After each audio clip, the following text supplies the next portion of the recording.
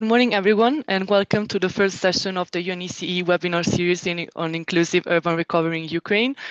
My name is Mieli Begovic, and I'm the Associate Expert in Economic Affairs working at the UN4UkrainianCities project at the United Nations Economic Commission for Europe.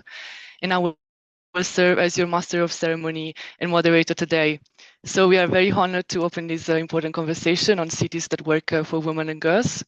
And this series is part of the UN4UkrainianCities project and aims to support Ukrainian municipalities in building inclusive, resilient, and sustainable futures. Before we proceed, let me remind you that the session will be recorded and that there is live English to Ukrainian interpretation. So to switch between interpretation channels, please click on the globe icon in the lower part of your Zoom and choose the English or the Ukrainian channel. Now, to officially set the stage, it is my pleasure to first invite Ms. Susan Aitken, Chair of the UNECE Forum of Mayors and City Leader of the Glasgow City Council. Please, Ms. Aitken, the floor is yours. Thank you very much, Mia. It's a pleasure to see you again and a pleasure to be here, and an honour, in fact. This is a really important discussion, I think. We have a collective desire and indeed a responsibility to assist our friends in Ukraine with the reconstruction of their nation. And today is an opportunity for all of us to bring our own learning and experiences of responding to the needs and aspirations of girls and women to the table. And I hope also assist with the social as well as the physical reconstruction of Ukraine. And my thanks have to go to everyone at UNECE, at UN Women, UN Habitat and GIZ Ukraine who've been involved in convening this important discussion, and to all of you who've come along to take part today. My own city, Glasgow, has a long-standing pride in standing in solidarity with people facing persecution and injustice across the world. And it was in that spirit that we were among the first in the United Kingdom to offer our support to the nation and people of Ukraine and to speak with one voice in unreservedly condemning the unprovoked war of aggression by the Russian Federation against the Ukrainian people and Ukrainian sovereignty. And Glasgow citizens, Glaswegians as they're called, have fully endorsed that moral and practical support that we want to offer to Ukraine, and also welcomed many hundreds of Ukrainians who've been displaced to our city. And they were also fully behind Glasgow, forging a twinning arrangement with Mykolaiv, a city with whom we've got a lot in common. And I know that there's some colleagues from Mykolaiv on today's event, on today's Zoom call, and I'm particularly pleased at that. I think there's been a growing awareness in recent years in Europe, but beyond as well, for planning and design of cities to respond to different needs, the needs of all people, and to make sure that those different needs are considered equally. For most of us, our cities were built for one type of person, and that was a man who was physically able and didn't really have any particular needs, because those were the people who created and ran our cities and who ran things that happened in our cities. But times have changed, and now cities need to be for everyone, and that includes understanding that our gender significantly affects how each of us experiences a city differently. And so the drive to create more equitable, healthier, more sustainable cities has given us the opportunity to bring all of those agendas together and accelerate the planning of places that work much better for girls and women than they have done in the past. I'll give a few examples from my own city in Glasgow.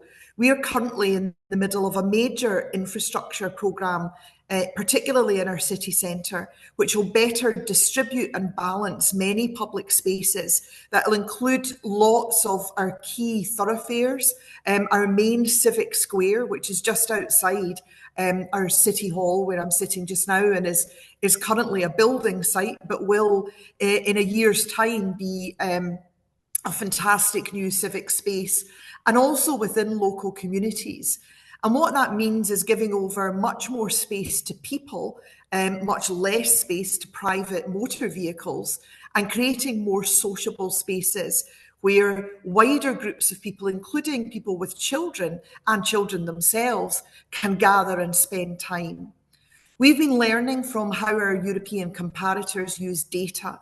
So we're approaching consultation differently, and we're engaging directly with girls and women on all sorts of issues, from public transport travel routes to the design of public spaces.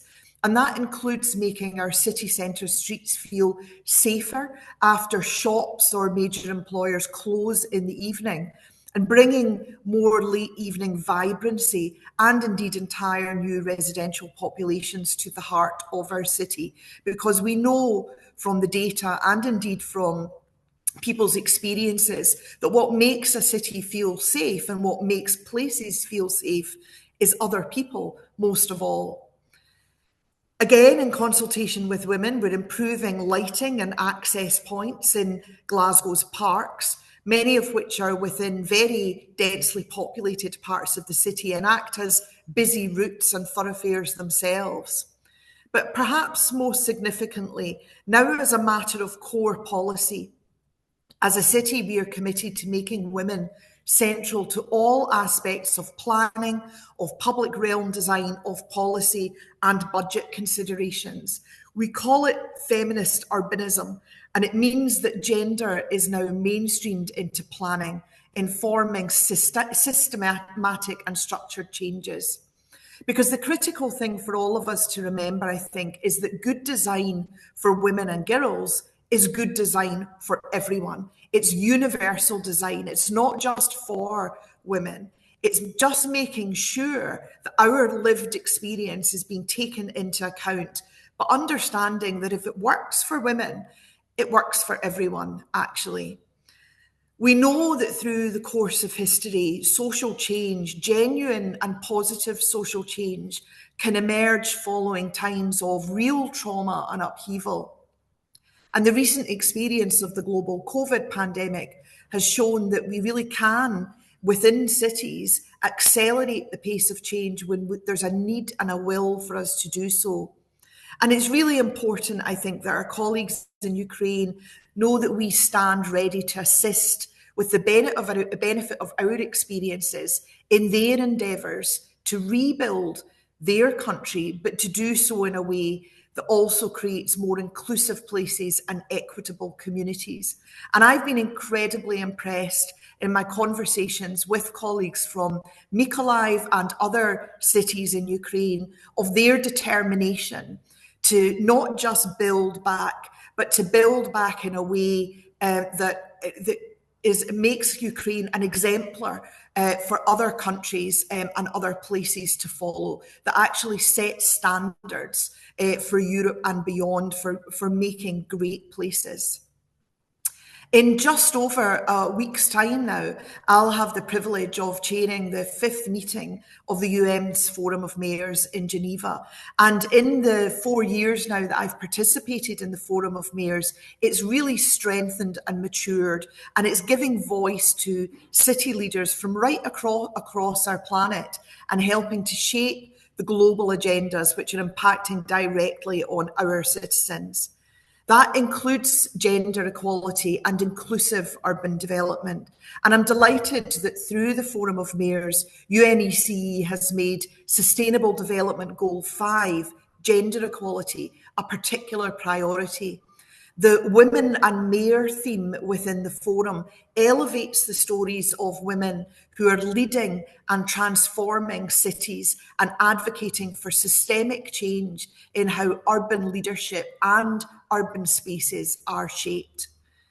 I want to use my short time as chair of the Forum of Mayors to ensure that all the crucial themes that we are talking about, housing, health, climate, fair work and decent livings and incomes, and all of their places in our outcome recommendations at the end of this year's forum, don't just sit separately, but that we understand that they're entirely interconnected and dependent on each other. and that gender equality has to underpin every single one of those key themes and key issues. I want to conclude my contribution today by making an important point which lies at the heart of our event today, and which I know that everyone taking part will be absolutely committed to. And that is our need to keep acknowledging and keep emphasising that Ukraine is not just a victim. It's not just a country at war on the receiving end of aggression.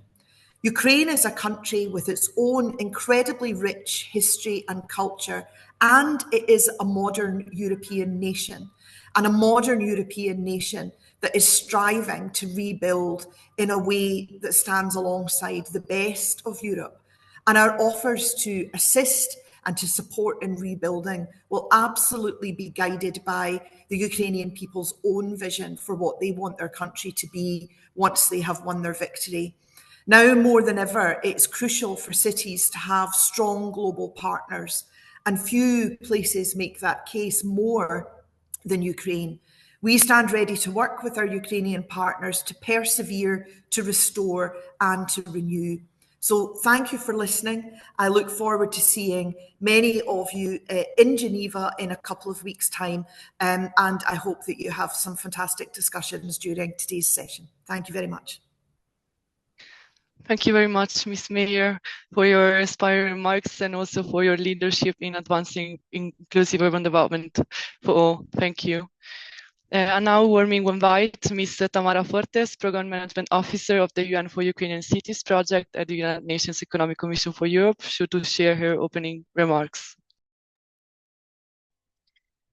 Thank you, Mia. Thank you, Ms. Mayor, for your insightful speech and for highlighting the importance of gender transformative urban planning and for the upcoming Forum of Mayors. Good morning, good afternoon, and welcome to all of you joining us from Ukraine, across Europe and beyond.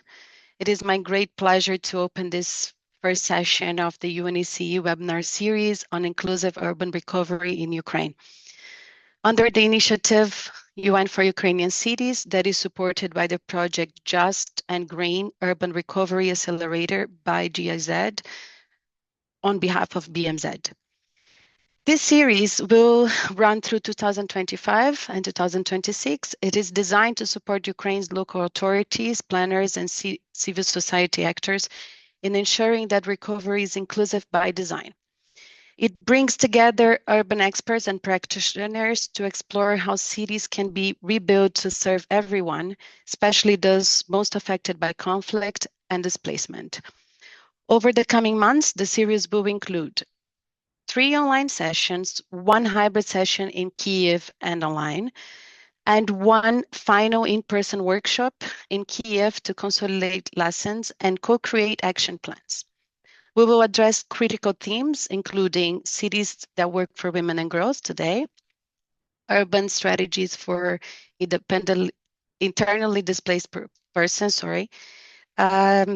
disability inclusive urban planning, and intergenerational and age inclusive design. Each session will provide tools, case studies, and connections that will help shape cities that are resilient, just, and inclusive. This work builds on UNECE broader commitment to gender equality and inclusive urban development. As the mayor already explained and showed, we have an example as the Forum of Mayors that UNECE has prioritized SDG 5, especially through the series of Women and Mayors site event. And today we bring that same commitment into our conversation in Ukraine. As Ukraine moves forward on difficult road to recovery, cities are being reimagined and rebuilt, sometimes from the ground up. This is an unprecedented opportunity to do things differently. We know that women's safety, mobility, caregiving responsibilities, and access to infrastructure and services are not just women's problems. They are urban issues, and they are solvable through gender transformative planning, inclusive policy making, and the courage to redesign our cities with all people in mind. This is exactly what we are trying to discuss here today. We will hear from UN Women, UN Habitat, and other experts sharing practices from around the world. We will look into pioneering examples like Umeå, Sweden, a global leader in gender transformative urban design.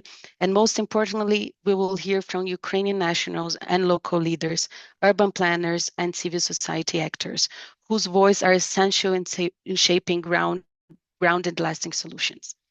As we begin, let us remember, recovery is not about returning to what it was. It is about building what should be.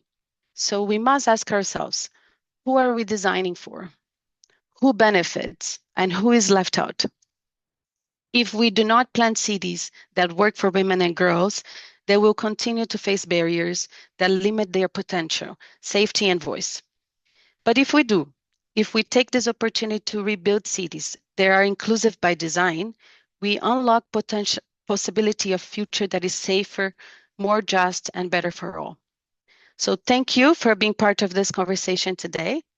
Your insights, commitment, and experience are key to making inclusive urban recovery a reality, not only in Ukraine, but wherever cities rise from crisis. So let's start. Thank you so much and enjoy the webinar. Thank you very much, Ms. Fortes, for framing today's discussion and also setting the direction of our work today. Now we turn to our experts' presentations, which will provide us with valuable insights on how gender transformative approaches can be integrated into urban recovery.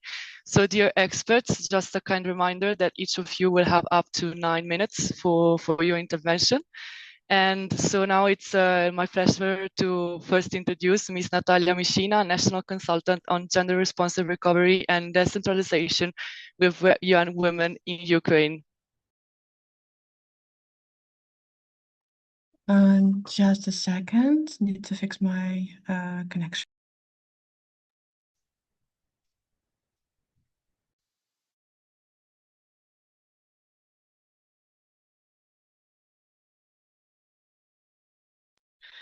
Okay, I think I got it. And now I will start the presentation.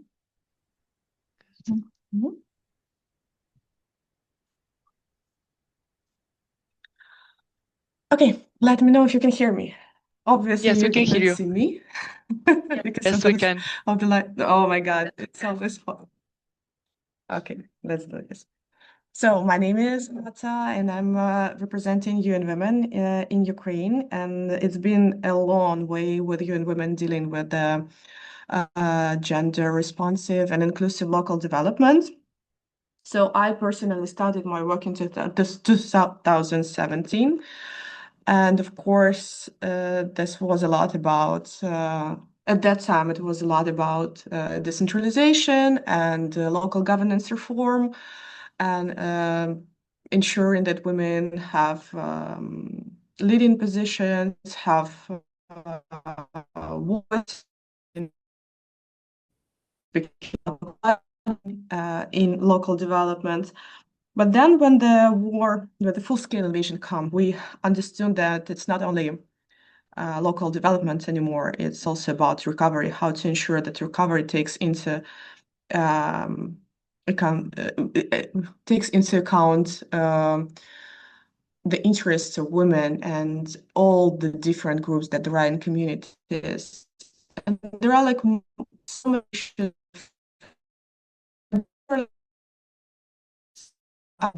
is almost a year experience of specifically now focus on the conditions of invasion. So also is important that many Ms. Mishina, excuse me. No, we can't hear you very well. No, it blocks. We lose the parts of what you're presenting. Okay, just try. Let me try to. Just a second. Yep. Yeah.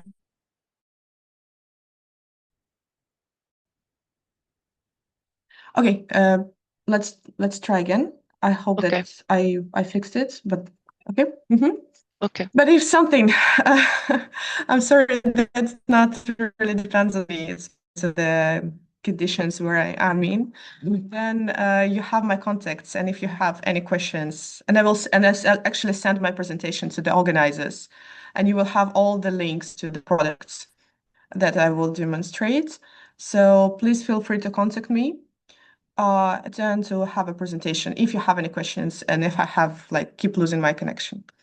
So what I'm gonna say is that we were practicing the cycle of gender responsive governance and gender responsive recovery, which of course includes data collection with a very narrow, specific, disaggregated data on gender and other characteristics. Then we piloted creating gender community profiles with local communities, with 13 local communities. Then we used this gender community profiles to develop local strategies and programs. Then we used a gender responsive budgeting approach to ensure that these programs and strategies are properly budgeted based taking into account the needs of women and vulnerable groups.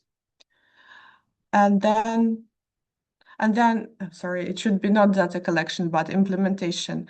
Then we observe the implementation of the programs and strategies. Then we make a reporting and monitoring evaluation to see whether our ideas, our understanding from the beginning was right, how it went into implementation. But this is, of course, very, very linked to actual availability of data at the local level, because what we noticed is, of course, and probably everyone who works in Ukraine with local communities know that there is an issue with municipal statistics. So it's not easy to understand who is living at the local level, especially taking into account the full-scale invasion.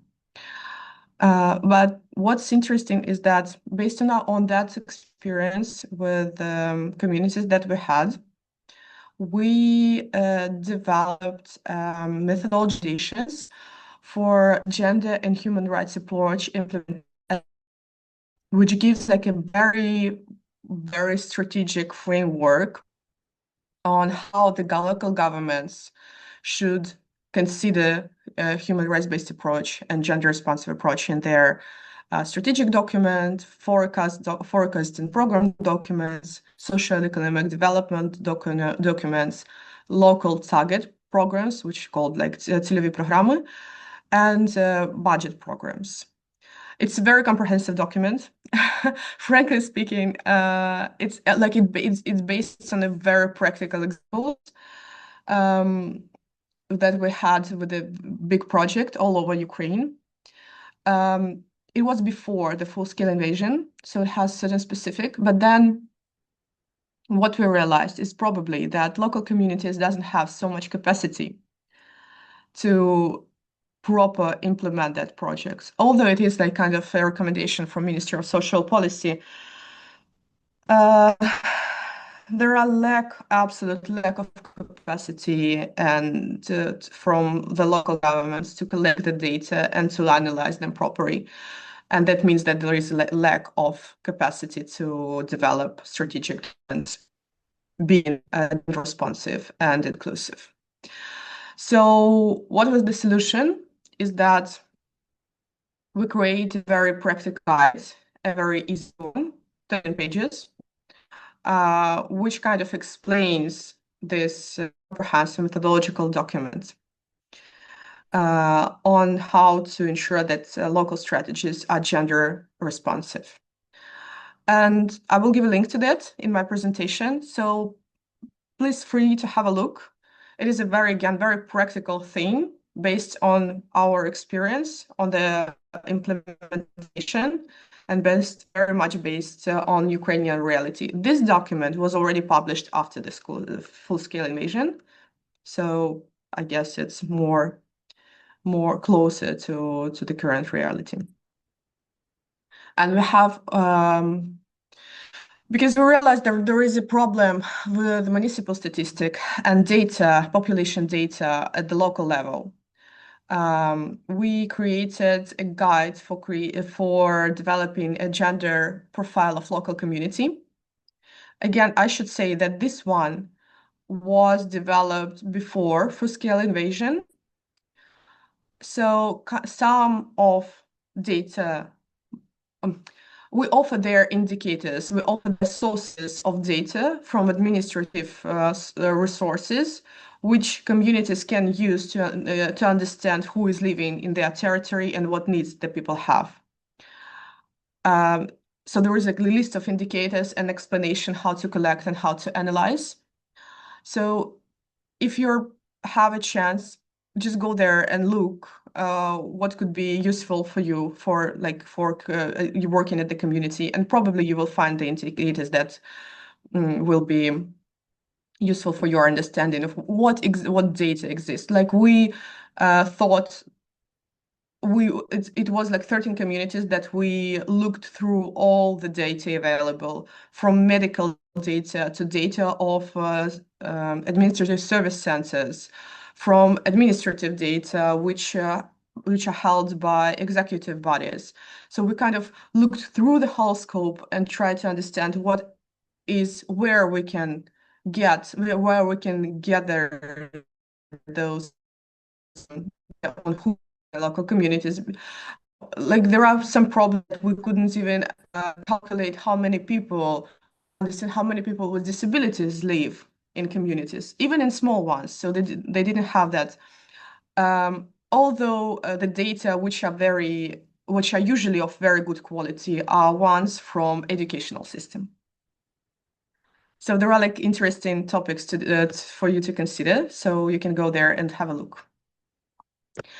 And of course, once you analyze them and you design the strategy, you need to ensure that it's properly budgeted.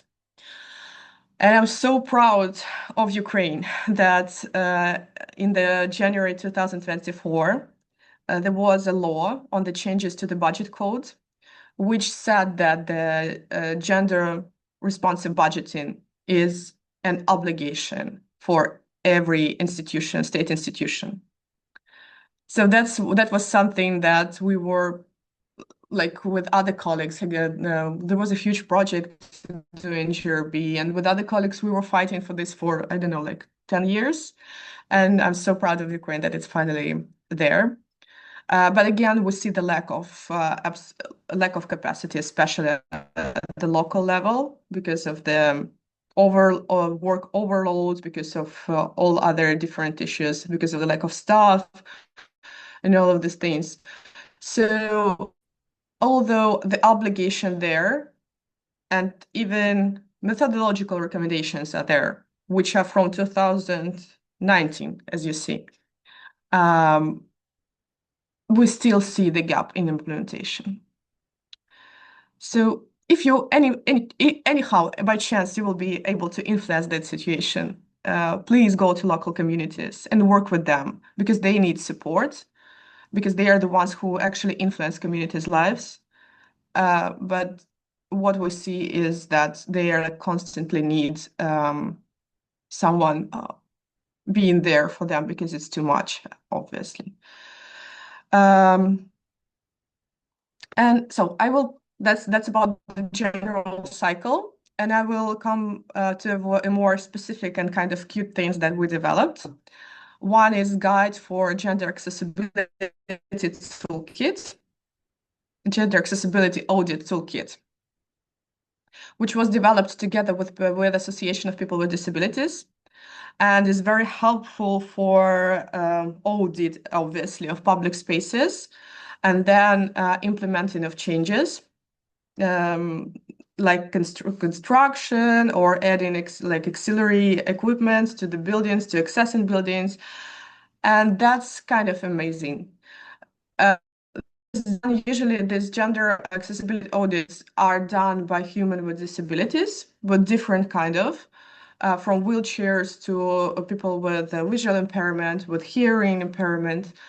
And first of all, it gives so much empowerment to them that they can influence local governments, and actually people see them and see their difficulties.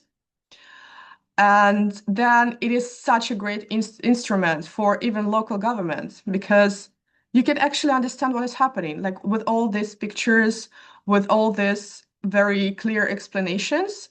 It's so easy, even not being a person with disability, it's so easy to understand what's happening. Like, it personally changed my perspective on how public spaces should be done, and now I understand so much more of why it should be done this way or that. So basically, like coming into a water closet, I was like, okay, that's not how it should be done. Or why the doors should be of certain width, or why the I don't know, the parking should be done in a certain way. And the thing is that what was amazing actually is that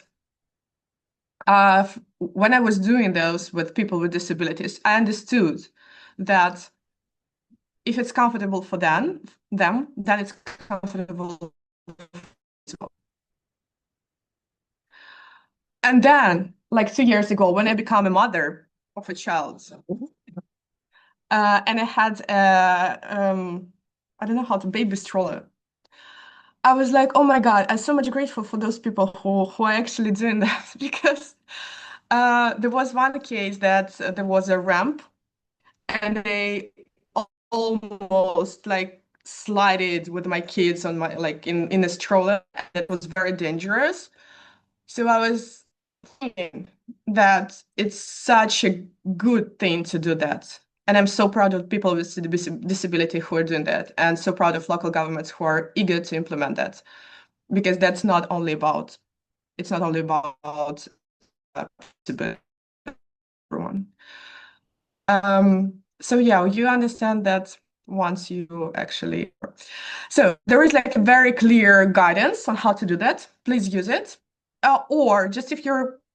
You can just have a look, just to understand how many actual things can be changed and make your life easier.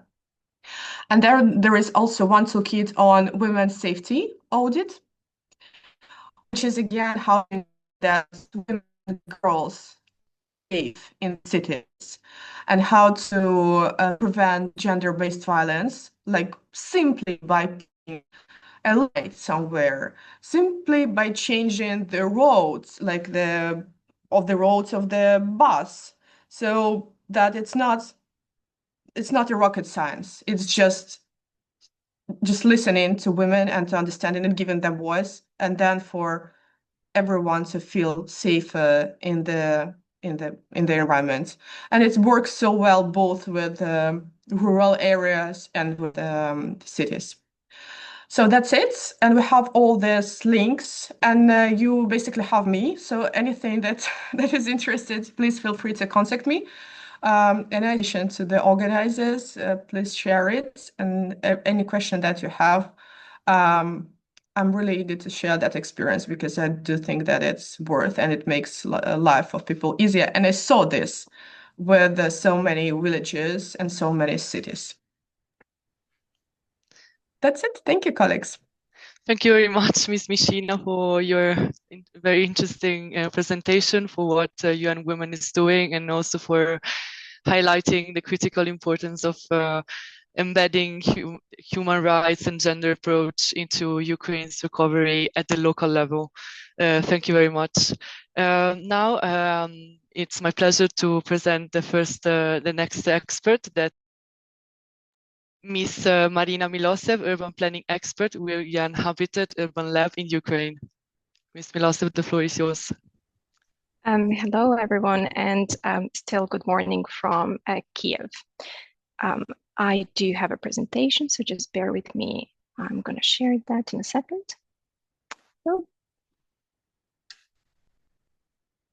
Oh, how is this looking on your screen? It's not full screen, so it's not a full screen. Is it now? Now, yes. Yeah, okay, it is. Good. Thank you. Great. So yeah, thanks a lot for the introduction. So I can skip this. As you said, I'm an urban planning expert working in UN Habitat, Ukraine.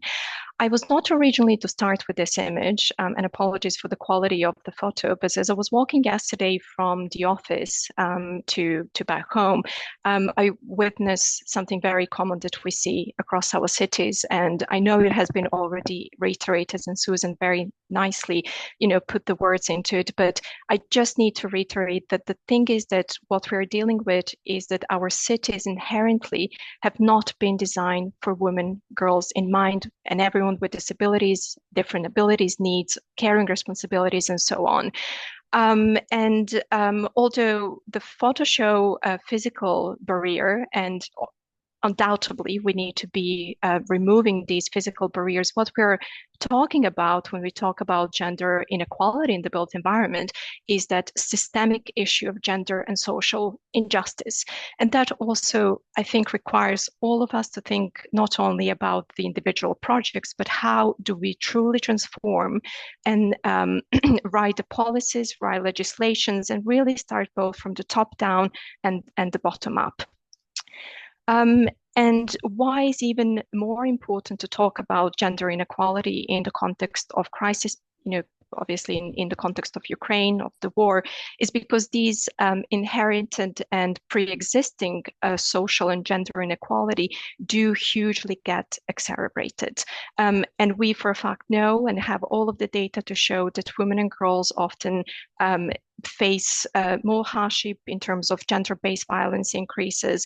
They uptake more unpaid caring work, unemployment, and often when man is with disability or absent, women face also the burden of sustaining their families through the more economic hardship and participation. And in Ukraine, it's very visible to see often women engaging in informal economy through the selling at the informal markets, at the street, and often, obviously, the whole family depends on that activity, and their work is really invisible.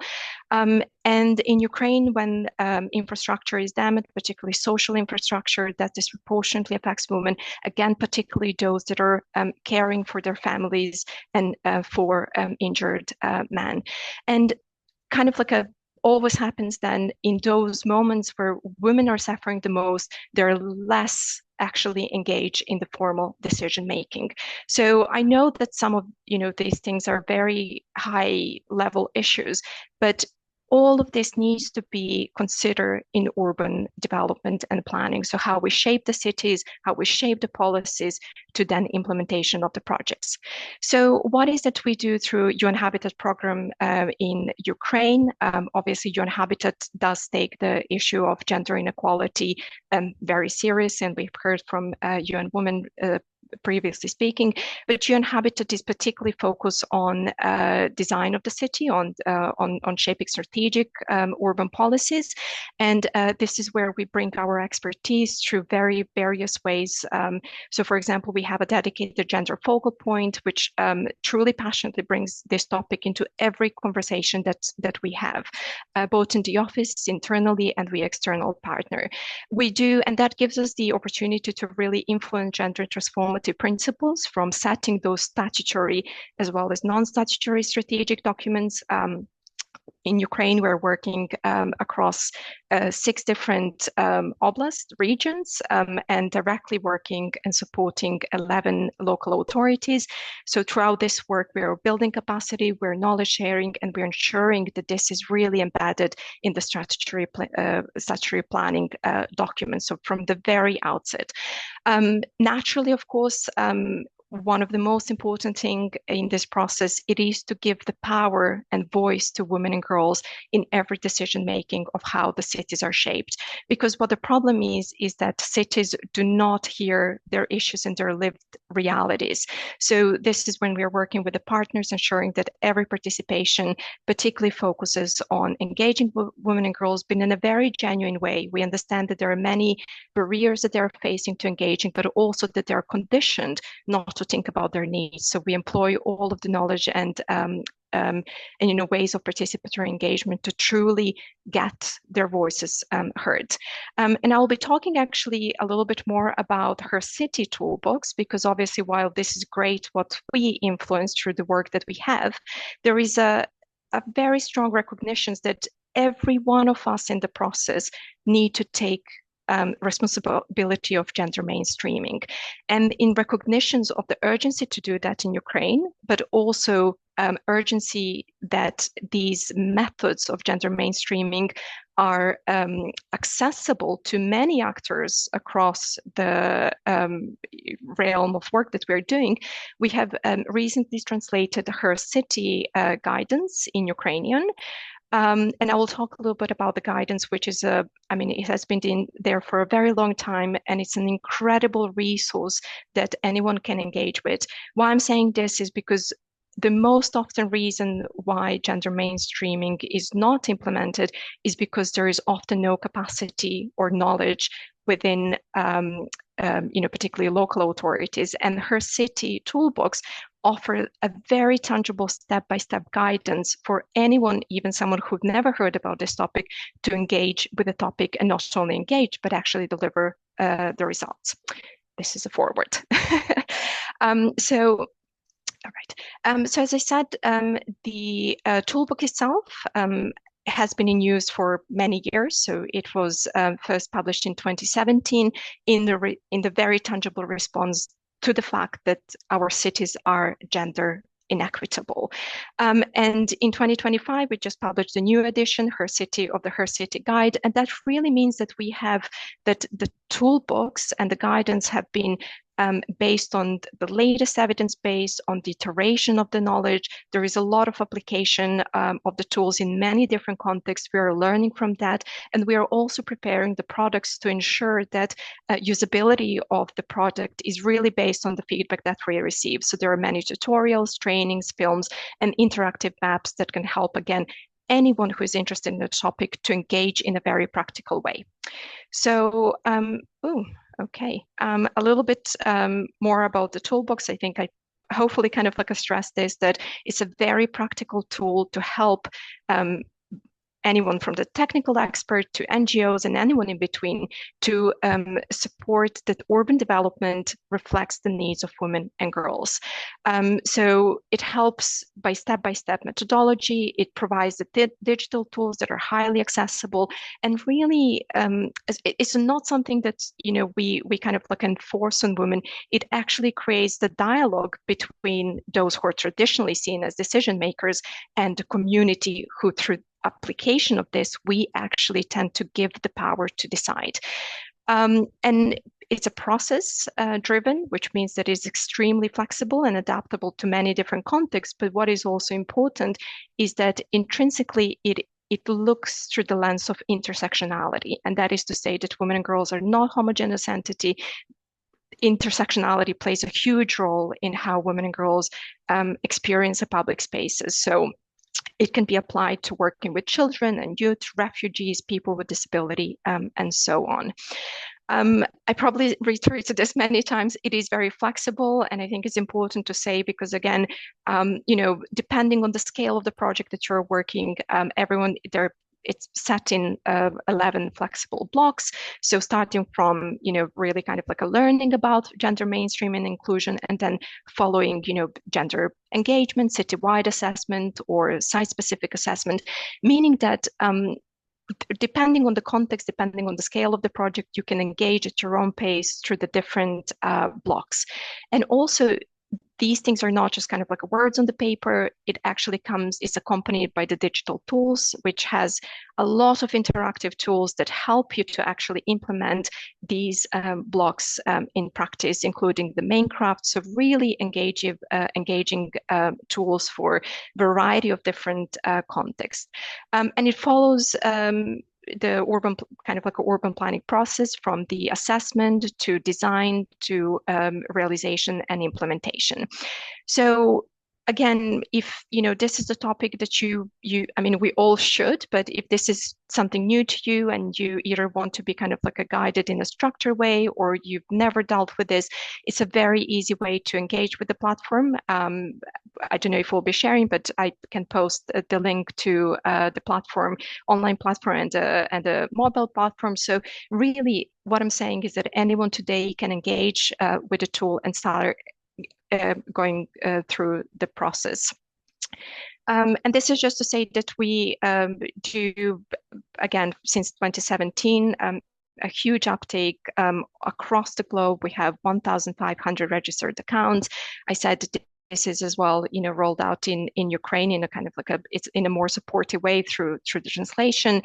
We have 430 cities, and really importantly, we have 25% of the public sector who often feedback that is incredibly useful for them to build that capacity and the knowledge. And in the context of Ukraine, obviously this is not just a static tool and the documents out there. We've actually rolled out recently the program, which is engaging 12 different practitioners across the different areas of sectors who are being trained on how to use the tools on the very specific projects, varying in scale across different locations in Ukraine, including Drohobych and Mykolaiv. And we really hope to see the tool used more widely. I mean, this is the idea from us in the support of creating sustainable and just urban recovery. And yeah, we can share the context in case you do want to engage. Again, just to say, this is also done in collaboration with Share City Foundation. So yeah, thank you very much. Thank you very much, Ms. Milose, for showing us how and what UN-Habitat is doing in terms of gender mainstreaming in Ukraine, and also for explaining how the Her City Toolbox works and how it can help design safer, more inclusive urban environments. Thank you very much. Finally, I'm pleased to introduce Ms. Giulia Macci, Senior Urban Specialist and Program Manager for the Euro-Mediterranean region at Cities Alliance. Good morning to everyone, and thank you for the invitation. Thank you, Mia, for the introduction. Let me share also my presentation. I hope it is working. And can you see it? We can see it, but it's not full screen yet. Okay. I think in my screen is full screen, so. It's loading for us. So okay. I don't know.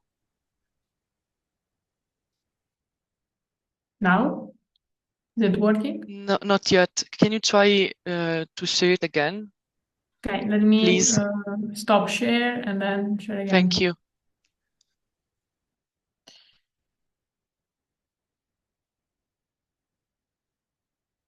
Now? Now we can see it. Very good. Please. So thank you. I will focus my intervention on the recovery and building, especially of infrastructure, with a gender-sensitive, gender-transformative approach. I think the other speakers, they have already explained and illustrate what inequalities look like in the physical design of our cities. So I quickly deleted some slides with data. But I think we all agree here that in infrastructure it doesn't work for women. It doesn't also work well for children, elderly, people with disability, for a big part and portion of our society. So I think before any infrastructure urban project begins, we must ask ourselves who is at the table when decisions are made and who actually benefits. So who matters, who decides, and who benefits? And the answer should also be everyone. And I think we have to go beyond simply consulting women, but we need to co-design infrastructure and urban spaces with them. Because a street, a transport line, a housing complex, a park, when it's done well, can also empower and include. At the Cities Alliance also, we have developed and tested a series of tools, practical tools, to make this engagement real and not just abstract. So we really work closely with the government, but also with municipalities and communities through every phase of the infrastructure project. So at the assessment, to really understand the gender needs of a specific place, to design also with inclusive approach, design spaces, design infrastructures, then also implement with community ownership, and then monitor also the use of this infrastructure and public space with using gender indicators. And also, I would like to add that there's also communication is also key. So using data, using evidence that comes from project and implementation to then advocate for long-term change. So I think it's important events like this one to also share experience, share data to point out and to repeat again and again that we need to always have gender inclusion at the top of our priority when we work in cities. So it's not just about equity, it's also about better governance of our cities and more sustainable infrastructure.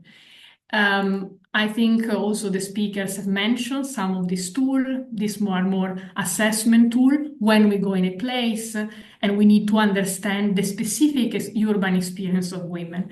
And some of these tools have been already explained, I think, by the first speaker, are quite simple, like walking in a space, identify what feels unsafe or unwelcoming for women, community mapping, when also reveal also who uses what and when and why. These tools are also very important to build trust. So also they give us, or the municipality also, real data and evidence to make then more inclusive and smarter decisions. An example of the use of some of these tools is the Cities for Women program in Nepal. We are implementing and working across 7 municipalities, but also we're working with national government, and we are co-creating gender-sensitive public space. In terms of assessment and collecting data, we have used an app, Tag Me App, where women submitted their safety concerns, so to understand how do they feel in public space. And then we also mapped the specific climate vulnerabilities of women. We have a tool that is called Air for Climate that look at how climate hazard impact women the most and in which way. And then we select a specific place where we started the co-design phase with women, with the community, and the municipalities co-funded the implementation of those spaces. So we are now in the phase, in fact, of implementation. This is an example of the design, and of course we took into consideration the accessibility, the presence of ramp, breastfeeding room, the lighting, and the comfort also of public space, the privacy that also women and girls pointed out. An important part of this project is that a lot of these indicators that we use really at the local level, the community level now, have been, and the data also that we produced are now used at the national level. So this is also part of the institutionalization of gender into the city planning.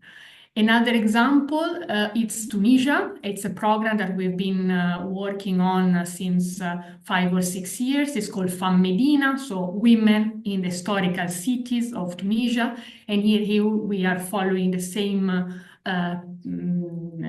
steps, so participatory assessment, then implementation and intervention in public space to demonstrate that if we do public space with women in mind, we create public space better for everyone, and then we really support cities in leveraging also funding to fund more projects with an inclusive approach. Here, I go very fast. We always work through what we call the women engagement in city approach. We always use this in every project that we do. We look at women engagement in the cultural, political, social, and economic sphere. So we have a specific question, specific indicators, and then we develop a sort of profile of the city where we immediately see, together with the municipality, where are the gaps and where are the strengths of the city, where we can work.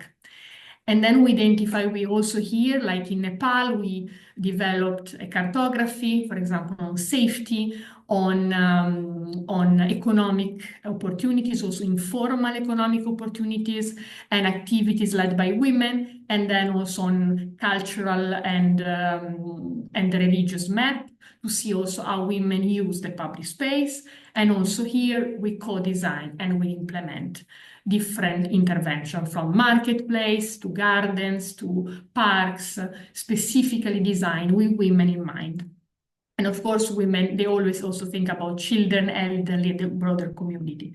Another example is in Sus, that we are implementing right now, is a big market completely abandoned, and now we are refurbishing and rebuild a new market that will be assigned specifically to women informal vendors to sell their products. And also here, there are a lot of gender design approach in terms of accessibility, in terms of use of the space, dedicated space for children close by, to allow also women to work and to reconcile their role as mothers with the economic activities. This is another example of the souk that traditionally is led by men. And here we are together with the municipality of Mseken, realizing the first souk dedicated to women in the historical city. Here, it's not about reinventing the wheel. This space is already used by women informally to sell their products. We just need to give them a better place to sell their products, to meet, toilet space, lights. Another example is when we look at the infrastructure, is the water infrastructure. And we have also here developed a specific tool that look at the impact of water shortage on women empowerment and women movement. So it's called Air for Water, and we used it in few cities across the MENA region.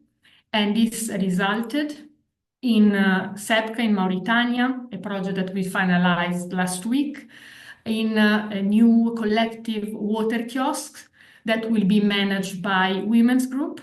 So I think this is also important, the management of the infrastructure when the project is over, what will happen after. Here will be managed by a group of local women.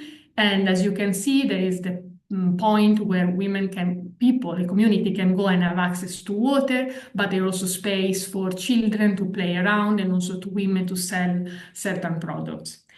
In Morocco, the same approach, Air for Water, to understand the implication of water scarcity on women, and resulted in a new wash house where women go wash themselves, but they also meet, engage, and discuss. And here we also work on the governance aspect, supporting more women in being elected in the Water Council. Here we are working in an oasis area where everything in the city is basically related to water management. So to have women finally, after many, many years, represented the Water Council is key. And so I think when we look at Ukraine that is rebuilding cities, I think it's important that to understand the infrastructures are not only the physical space, it's really about also the social and economic recovery. The first phase is really about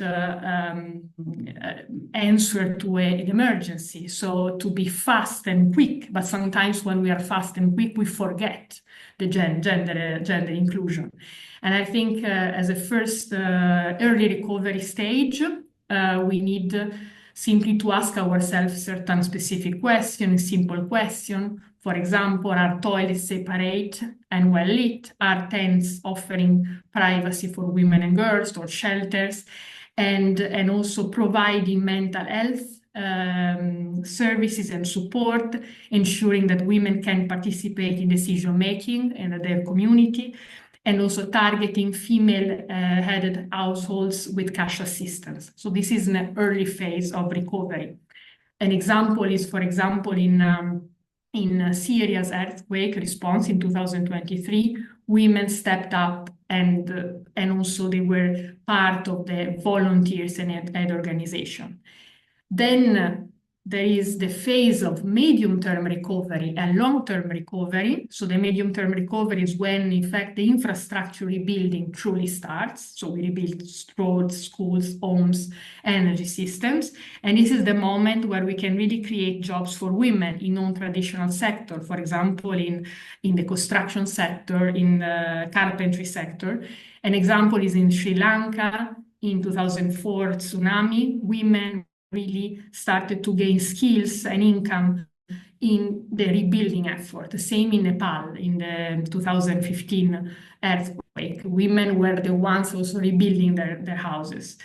And of course, here, as I already explained and showed, it's really about how also infrastructure is designed, having also in mind the needs of women. And then there is the long-term recovery, and this is really about achieving the lasting transformation, so structural change, like, for example, legal reforms for land in heritage rights. It's about support for women-led cooperatives and business, gender quota in recovery governance and structures. There is a very interesting project in Jordan by UN Women, in fact, it's called Madad, that worked, in fact, with the Ministry of Social Development to link women's livelihood with peace building.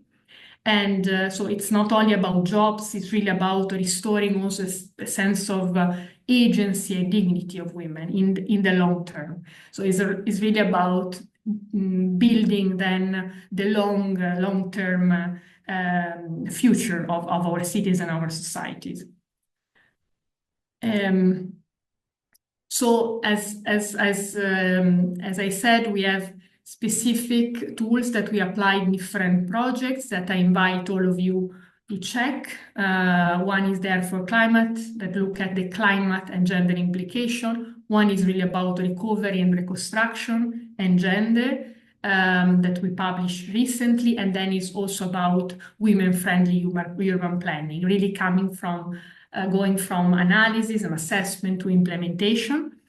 And I think if I ask, what is the takeaway for Ukrainian municipality, I think it's really about every time that we are rebuilding an housing and market or a transportation line, we have to ask ourselves, have women been consulted and included? Are their needs visible in the design of the space, in the design of the infrastructure? And will this project make public space safer, more inclusive and accessible to everyone?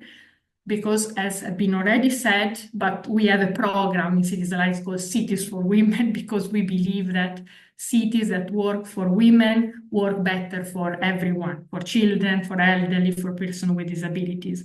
So you can find more of these tools for Ukraine relevant resources also on our website. And we are also here with our members of the Cities Alliance to support you if it's needed. Thank you.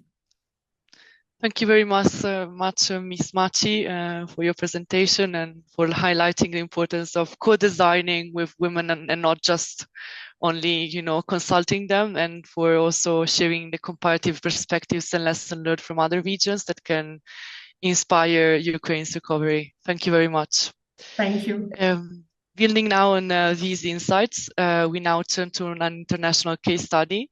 The city of Umeå in Sweden has become widely recognized for its gender-sensitive approach to urban development, and it is my pleasure to welcome Ms. Annika Dallen, Gender Equality and Strategic Development Officer at the Municipality of Umeå.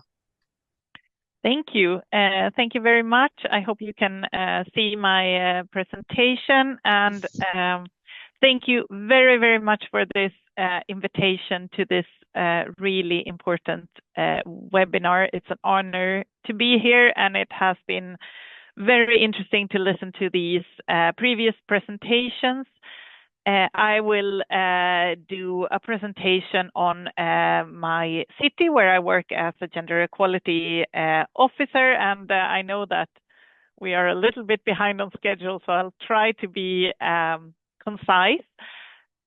Just for those of you who might not have Umeå top of mind, this is where Umeå is located. It's a city in the north of Sweden. We have about 135,000 inhabitants, and it's the largest city in the northern region of Sweden, and it's also one of the fastest growing cities in Sweden, with a vibrant labor market. We have a university, etc.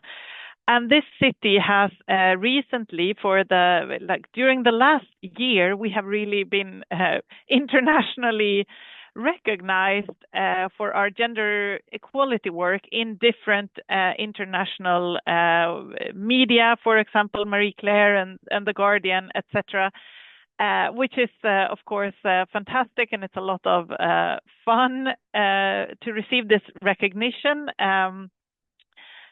For example, Marie Claire called Umeå the most feminist city in the world. That's their assessment. We didn't decide that title, but although we have received all this international media attention for the last year, this is not something that is new. The work with gender equality and urban planning, this is something that we have been doing for decades. And I think that's an important message, that it's very seldom a quick fix. It is something that needs to be worked with strategically and kind of on a long term to have a lasting effect. And just to give you a little bit of the framework of the gender equality work in Umeå, we have an overall goal of gender equality adopted by the city council. And this overall goal says that the city of Umeå shall create conditions for women and men to have equal power to shape society as well as their own lives. And that having that overall goal means that all the different departments of the municipality should, within their kind of area of work, should work towards contributing towards this goal. Also streets and parks departments, but also culture and education, etc. And we also have a political structure for working with gender equality, which is a gender equality committee of elected politicians that, among other things, revise decisions from a gender equality perspective before they go to kind of the final vote in the city council. And we also have an adopted strategy for gender equality work. And I'm telling you this because I think this is an important key factor for us in our gender equality work, that we have a strong political support and a strong political mandate to work with gender equality. It's pointed out as an important part of our development work, and that's really a key factor for us, having been able to work strategically and continuously for decades with gender equality, that we have this structure and the political support. And we usually, when we talk about our gender equality work, we talk about two parts being equally important. One part is gender mainstreaming, and we've had some really wonderful presentations now before my presentation, with different experts giving lots of examples of different tools, checklists, and ways of really mainstreaming a gender perspective in urban planning. And that's key work. It's really important to kind of make sure that a gender perspective is present throughout all work, and also that it helps to kind of raise the floor to have like a higher basic level of all urban planning, to have a gender perspective mainstream throughout. But we also like to point out the the other side of gender equality work, which also is like to have these kind of special initiatives or flagship projects. That's not maybe what you do in every park, but maybe in one park we can have this flagship project where we maybe have external funding and international collaborations and do something that really moves positions forward and try new methods and do things, really challenge the status quo. And these two sides also feed into each other. Without having the kind of the base level of gender mainstreaming in all planning, it's very difficult to really go out there and do these flagship things, but also these like initiatives and projects. They also feed into the learnings from them, also feed into the kind of general gender mainstreaming. So those two parts are equally important, we think, when it comes to working with gender equality. And I'll give you some specific examples of how we've done that in our city. But just one example of like how gender mainstreaming is part of key planning documents. I'm not going to go into all these strategies, but these are the main strategies in our comprehensive plan, which is kind of the master plan for the development of the municipality.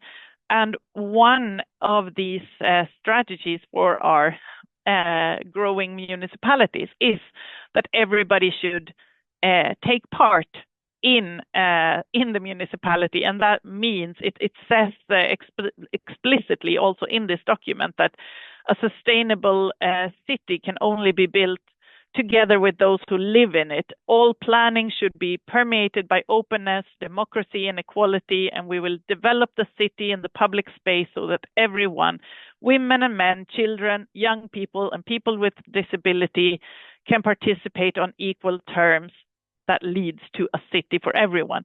So that's one example of how to kind of include these perspectives in like the strategic kind of overall documents and try to have these get these conditions for gender mainstreaming. But then we also try to work specifically with gender equality in urban planning, and when we do that, we call our method of working the gendered landscape, which is basically like trying to understand the city as an arena for gendered power structures and how all of these different aspects affect how people access and use the city, because gender inequality is a global phenomenon or a global problem, but the solutions really need to be locally contextualized. It's very difficult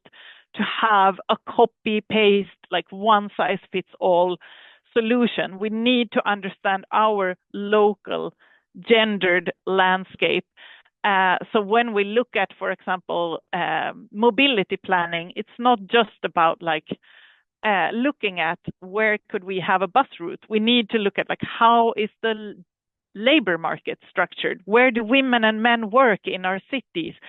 At what times? What does that mean in terms of like who moves where and when, etc. Like how does like income the inequalities affect what we can access or not, etc., etc.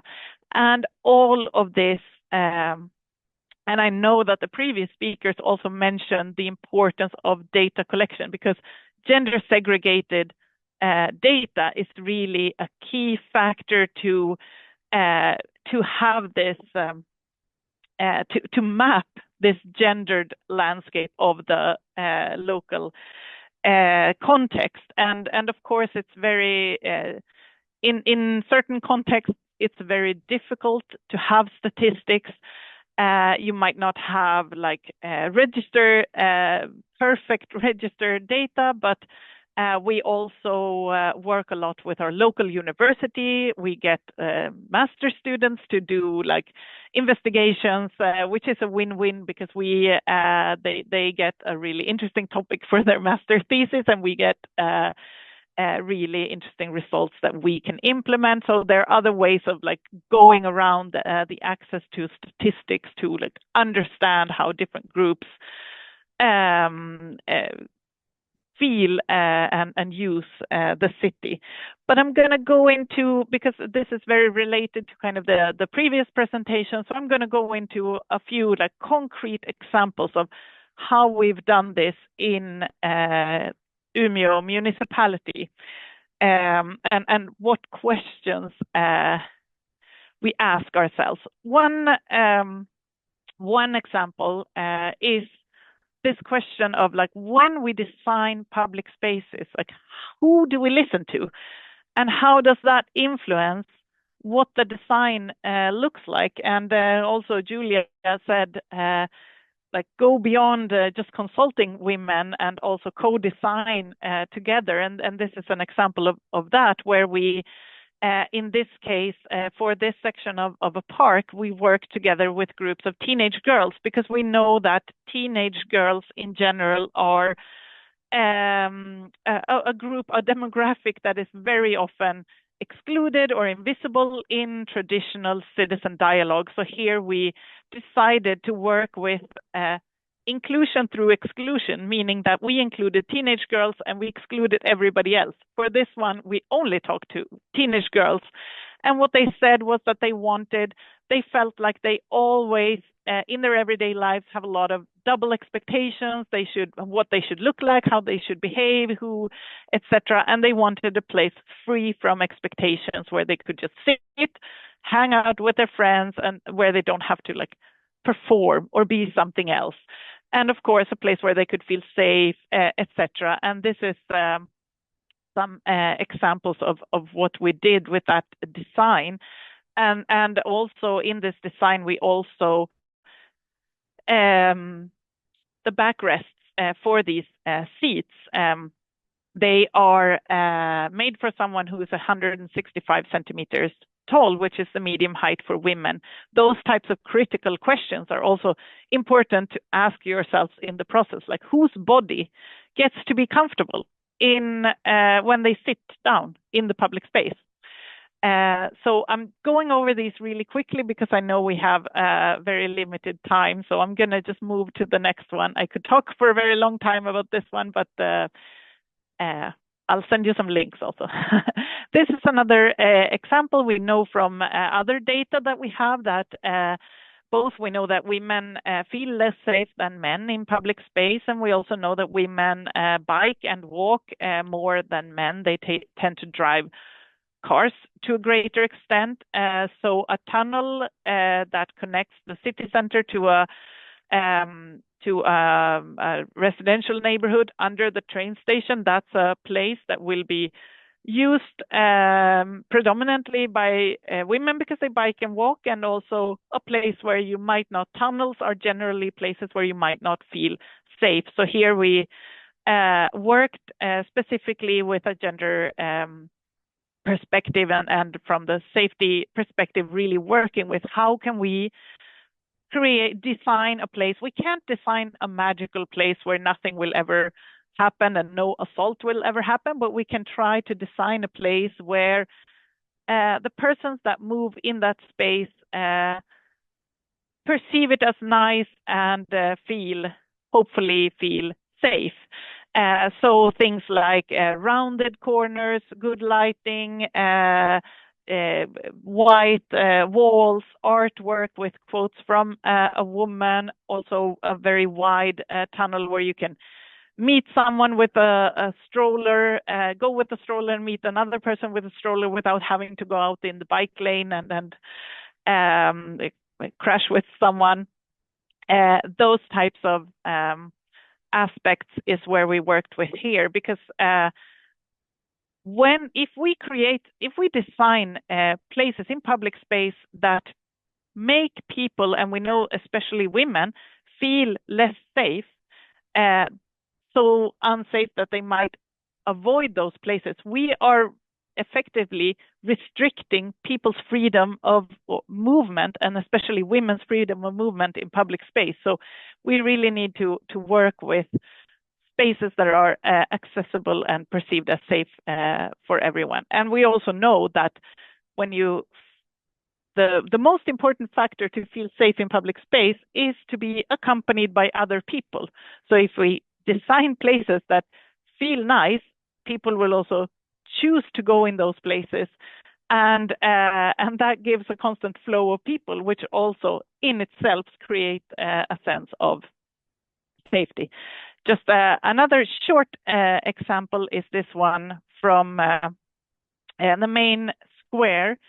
This artwork is an artwork representing the Me Too movement.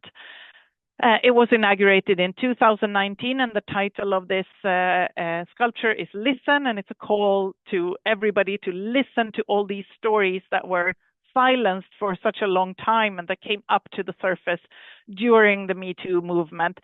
And of course, that in itself is a powerful artwork, but it's also important to ask ourselves critical questions about, like, when we put art in our public spaces. If we have a public space full of statues of old kings and conquerors, that sends a message to the people moving in the space about whose history is important, whose experiences should we listen to, whose stories are worth showcasing in public space. So we try to work with that, and this is one example of how we worked with that, having this Me Too monument in the main square of the city.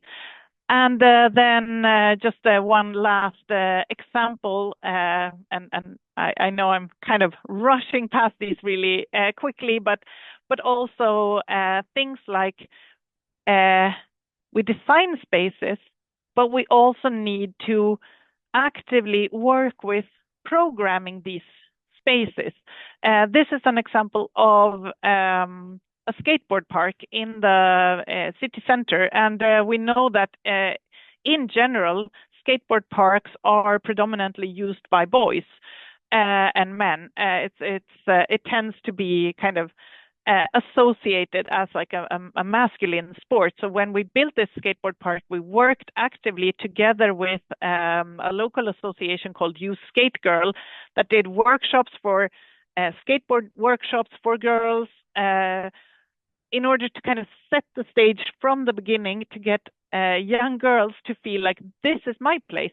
I'm entitled to be here. I'm also allowed to be here, and I'm allowed to be active here, not just as like sitting around the edges as an audience.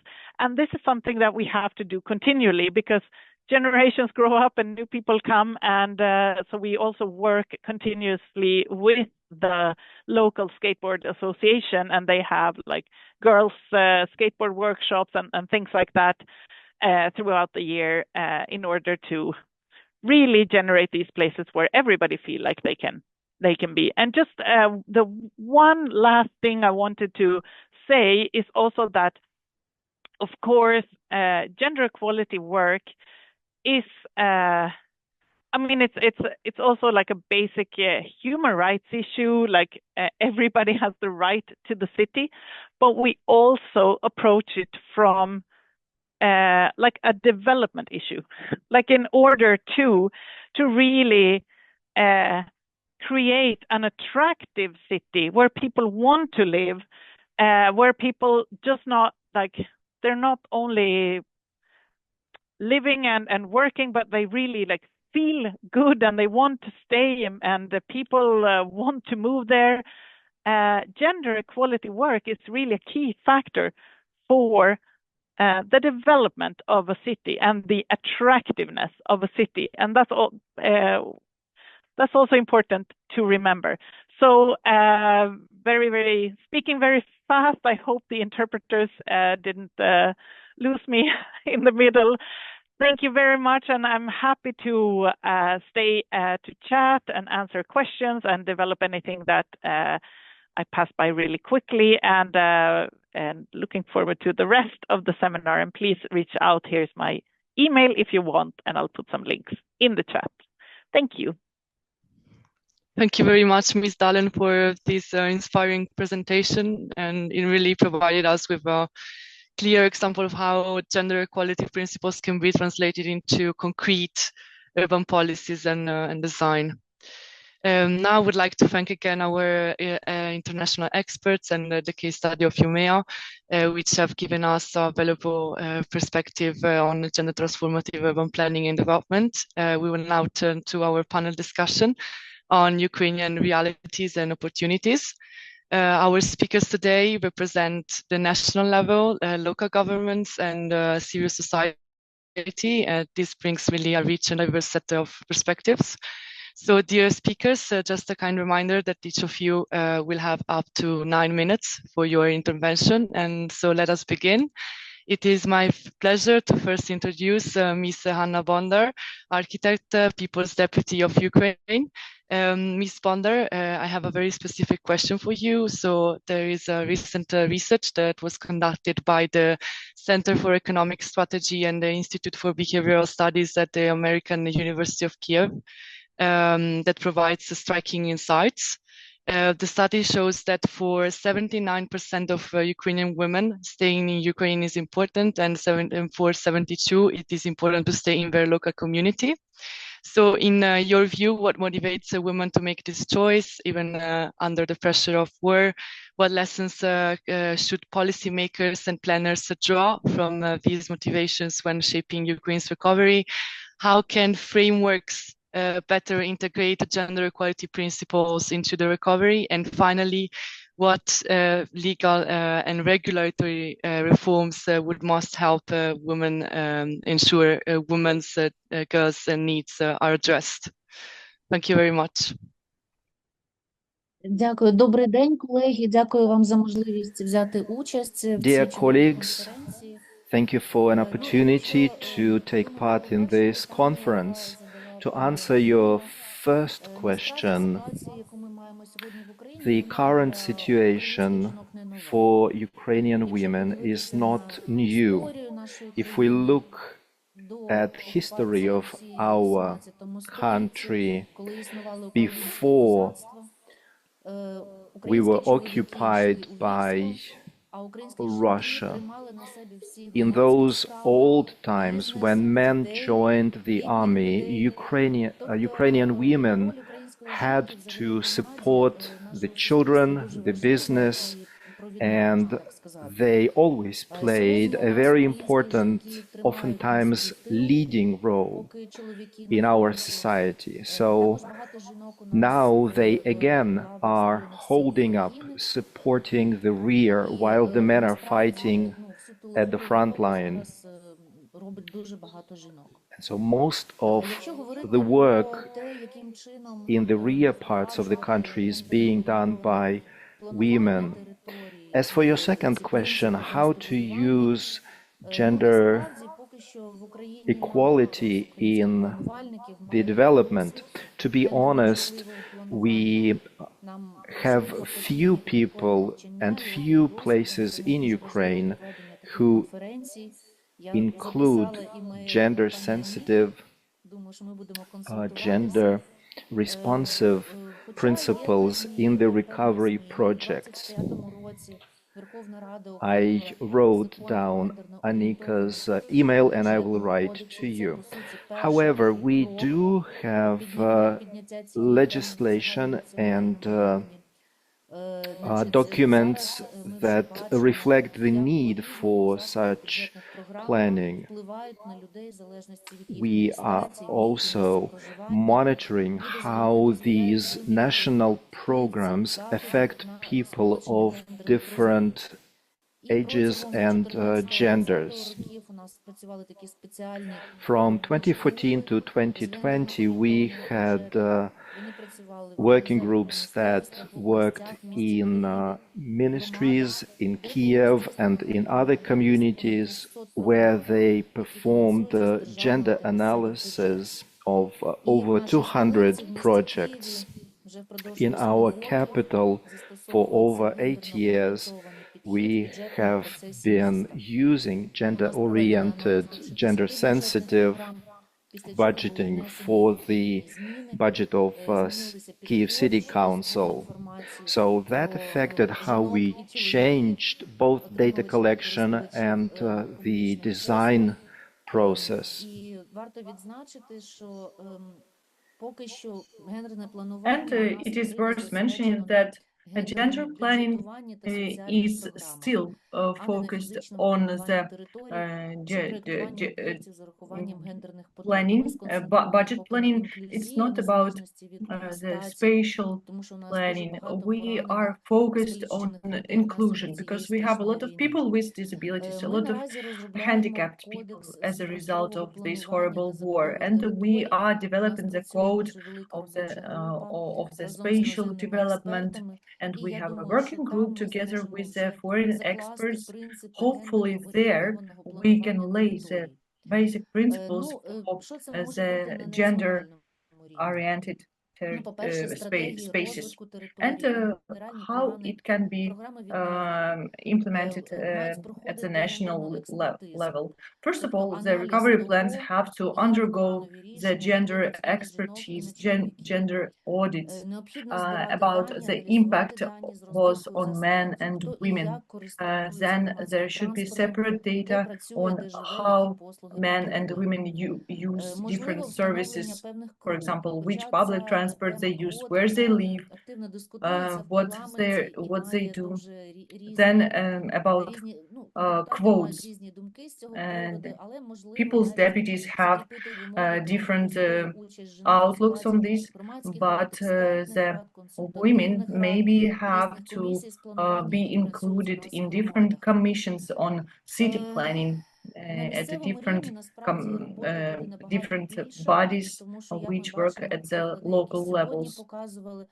And we saw the examples today, mostly the municipalities work locally with this issue. And our vision is that the local budgets have to be analyzed about how they influence men, women, how much money is allocated for the kindergarten, for the street security, for planning businesses, etc., about the pathways to hospitals, to shops. And public spaces have to be safe and convenient for the women. And we know that our roads and the way the women walk, they are different, especially when we are accompanied by the children, the great deal of our life. And as for the concrete decisions, I think that we have to introduce the mixed fabric. This should be mixed because it will alleviate this issue of time for commuting. There should be enough lighting, street lighting, and the parks. Also, we still have this standard that they calculate the number of street lights according to the automobiles which are moving through this road. And my question is always that if there is no car, no vehicle moving on that road, so we need no lights, or how? So we should reconsider this at the high level. Also, we are working with the draft project 12377 that will replace the Soviet land code, and it will develop the main principles for the housing development. Also, there is a draft project on the social housing for the vulnerable categories of people, and there will be the first readings. Soon they will consider it as a second draft law. Hopefully it will be considered at the committee. And I understand that exactly at the local level, special programs of social housing for women, for the mothers, single mothers, elderly women, disabled women have to be developed. And my dream is as a municipal rented housing which will be affordable for all the categories of people, for the women, and it will be close to infrastructure, to kindergartens, to hospitals, because now 98% are private houses, and that was related to the policy of 1990s, when all the public housing was privatized for 1 hryvnia, so for very cheap, and there is no municipal housing. We cannot place people who evacuated from the combat actions, war zones, and we are missing statistics. On the whole, we don't have sufficient municipality statistics. We don't know at the local level how women are using the city infrastructure, how they're moving, where they're working. And of course, it is difficult to develop something without these statistics and data. And there is a draft project. Hopefully, we will finalize it and adopt it. It's very important, and without it, all the city building, city development issues are quite complicated.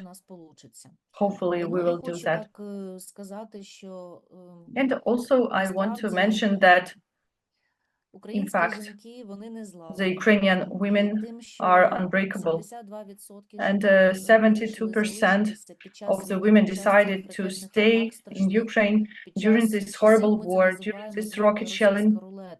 We call it the Russian roulette. You don't know if you're going to wake up in the morning. You are leaving your home, and you don't know if your house will be there standing when you're returning.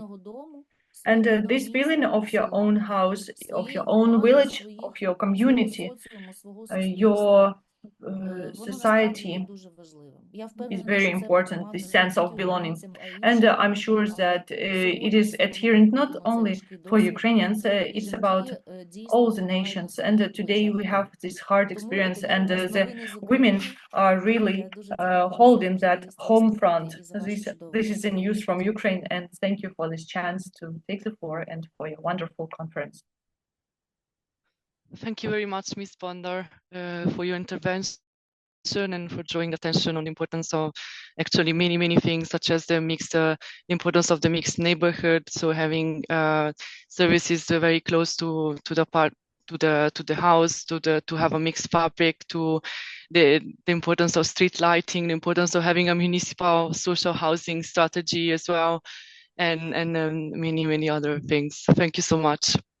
Our next expert is now Mr. Alexander Osipov, representative of the Commissioner for Equal Rights and Freedoms, Rights of National Minorities, Political and Religious Beliefs. So Mr. Osipov, from a human rights perspective, what do you see as the main risks women and girls face in Ukraine's post-conflict cities, and how can recovery planning safeguard the rights to housing, safety, and services, especially for displaced and vulnerable groups?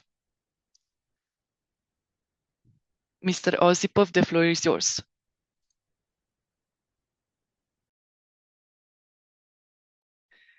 Okay. Дякую за запитання. Thank you for your question, Ms. Mia. Thank you, participants of the event. I'm happy to greet everyone. Thank you for the invitation. And this is, without diminishing, a very important discussion about gender equality, about rebuilding the Ukrainian cities. And today we are talking about the cities which are working for women and girls, just to consider their needs, their rights, and post-war recovery should happen considering these issues. It's absolutely clear for today that the war destroys or breaks the usual patterns. And this is one of the challenges for everyone, regardless the gender. And especially it affects the vulnerable groups. One of the main negative impacts of the armed aggression is over population, and millions of Ukrainians have to leave their houses and to look for some shelter in the other regions and abroad. And mostly these are women of different status, different health condition, and different family status. And today we are talking about the safe living conditions, engaging women and men in decision making in post-war recovery. And we have to use the inclusive approaches while developing these recovery politics. And the rights of the people for house and for security are indispensable. And the new reality poses some challenges for Ukraine in combating discrimination, for example. And according to the law of Ukraine on providing the equal rights for men and women, the Commissioner on human rights says that there should be adherence to the equality, to the extended rights of men and women as one of the main directions for the activities. The strategy of our activities include internal policy, working with the civil society organizations, providing inclusiveness, and sustainability. Also, the Office of Commissioner says that there is some amount of the violence and crimes, and some statistics. There were about 500 messages, notes about the different kind of discrimination, the 19 gender-based discrimination, 243 domestic violence, 110 that's accessibility problem. The experts, with the expert support of our partners, UN Women, we are making the audits with the local self-government bodies about providing their rights and covering their needs, especially when we talk about vulnerable groups. Such monitoring assesses the gender-oriented quality services, identifying and responding to the gender-related violence, gender responsible and inclusive approach implementation. Also, we identify the best practices to provide gender-oriented policies and assess the effectiveness of interaction between the local self-governance bodies and different groups which represent interests of men and women. So when we perform that monitoring, what do we see? What do we pay attention to? First of all, it's the needs of vulnerable people sometimes are violated. Second is participation of women in important decisions. And third, participation of community organizations, NGOs, in local projects. These are serious problems that need interventions. We developed a brochure with recommendations for local self-government and NGOs, how to guarantee equality for people of different genders, people with disabilities, and other vulnerable groups. We also developed a guide on this topic, on how to perform monitoring of the rights of women and children in war conditions. And this guide can be used as a benchmark, as an instrument for evaluating the quality of services and the accessibility of services, and securing and protecting the rights of these people. I will now share a link in our chat so you can have a look for yourselves.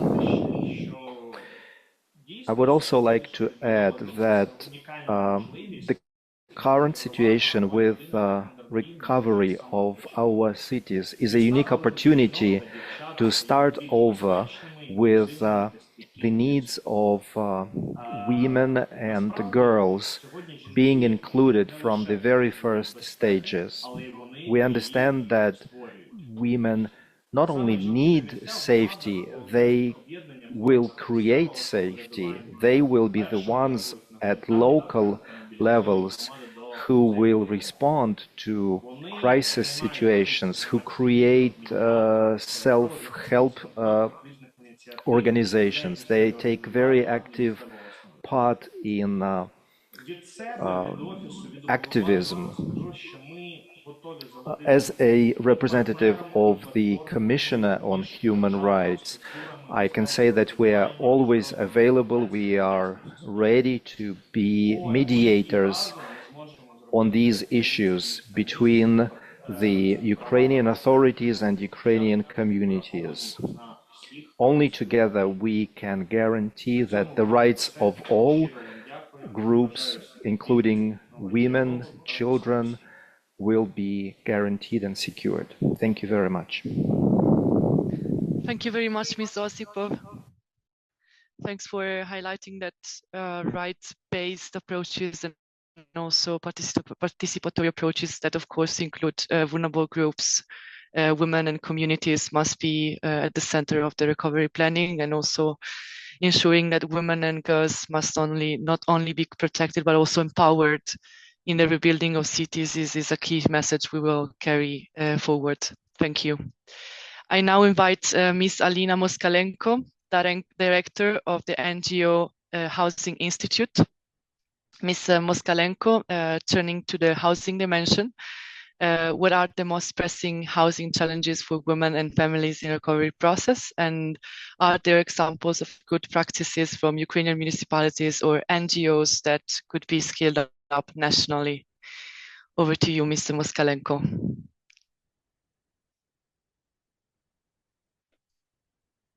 Can you hear us? I can't.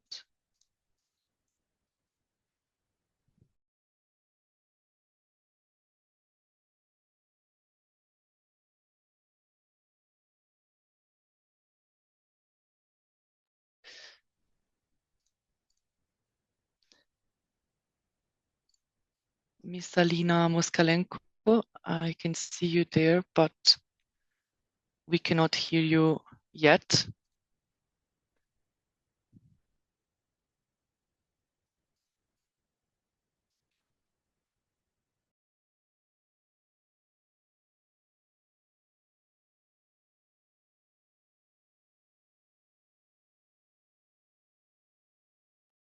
In the meantime, since there is a technical issue, we'll move on to the next speaker. I have the pleasure to welcome Ms. Tetiana Chernetska, Vice Chair of the Center for Gender Culture in Kharkiv. Ms. Chernetska, focusing on Kharkiv, how has the war impacted women's everyday urban experiences in the city in terms of mobility, safety, and access to services? And looking ahead, what opportunities exist to rebuild Kharkiv as a more inclusive and gender-sensitive city? Доброго дня, дякую за запитання, взагалі дякую за запрошення. Hello to everyone. Thank you for the invitation to answer your question about Kharkovians, Kharkiv women. First of all, it's the problem of safety. The latest night proved this again. We survived a massive drone attack. There were about 19 loud explosions in the city. So I think this is the top priority for our women, their safety and the safety of their children. The second problem is a lack of systematic support for children. We do have underground schools that are located in the metro underground stations, but we still do not have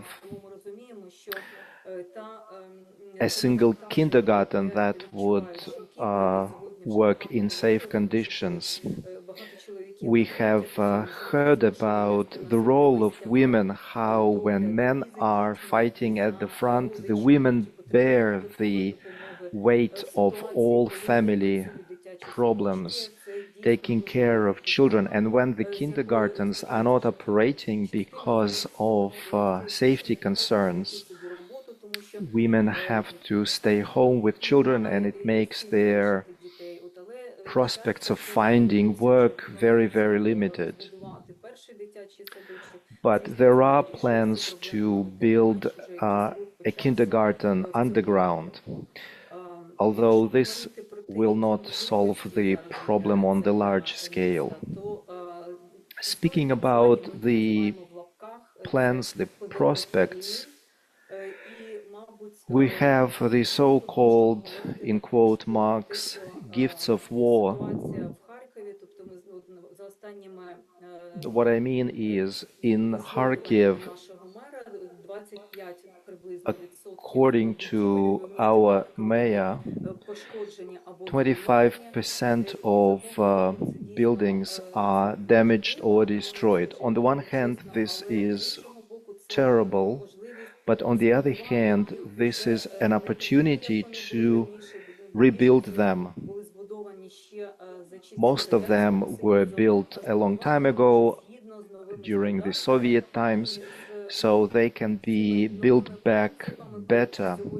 The new principles that we are discussing. So today I'm very encouraged and inspired by our speakers. Our organization, Center of Gender Culture, was also involved in projects for gender-sensitive approaches. We worked with local communities for gender mapping and such issues. But my feeling is that these processes are moving too slowly. Yes, there are new documents on the national level, there is new legislation, there are guidelines, but there is still a lot of misunderstanding on local levels of why this is important and what these issues really are. So I would like to see more local decision makers taking part in such discussions. And as Annika said, these are global issues, but the solutions must be locally based. They must take into account peculiarity and individuality of every community, every town. And I believe for this we need dialogue. We need speaking with NGOs, with women organizations, because there are people, there are women who have something to say, who know things about how the matters are at the local level. In Ukraine, there is a platform on gender mainstreaming with a consultation panel that has contacts with non-government organizations. Before the conference in Rome, we developed guidelines. I will also send the link to our chat with recommendations, with guidelines, with advice on how to make this recovery equitable and gender responsive. Another important thing is working with donors. Donors should remember that these gender markers are important. They are also indicators to support certain projects. I believe it will also be helpful if donors are aware of these issues. We heard that there will be changes introduced into legislation in the new laws on spatial design and urban development. I hope that the needs of genders will be taken into account. So I believe we must really take this seriously and use the best practices. Let's do it together. Let's highlight these issues. In closing, I would like to share with you the slogan. We hear a lot, build back better.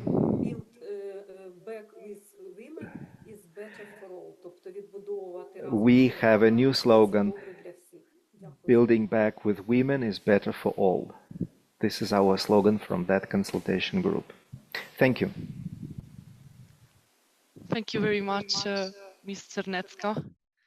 You have painted a vivid picture of how war has changed daily life for women, and also where opportunities exist for transformation to build back better with women for all, as you just said.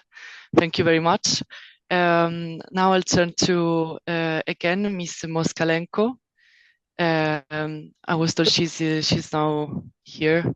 Okay, so I'm gonna repeat the questions. Ms. Moskalenko, that's the director from the NGO Housing Institute. So turning to the housing dimension, what are the most pressing housing challenges for women and families in recovery process? And are there examples of good practices from Ukrainian municipalities or NGOs that could be scaled up nationally? Thank you very much.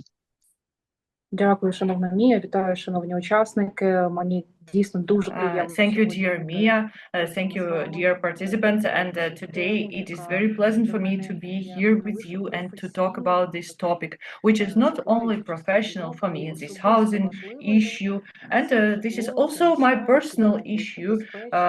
And this is our houses, cities which have to be safe, which have to be friendly for everyone, and especially for the women.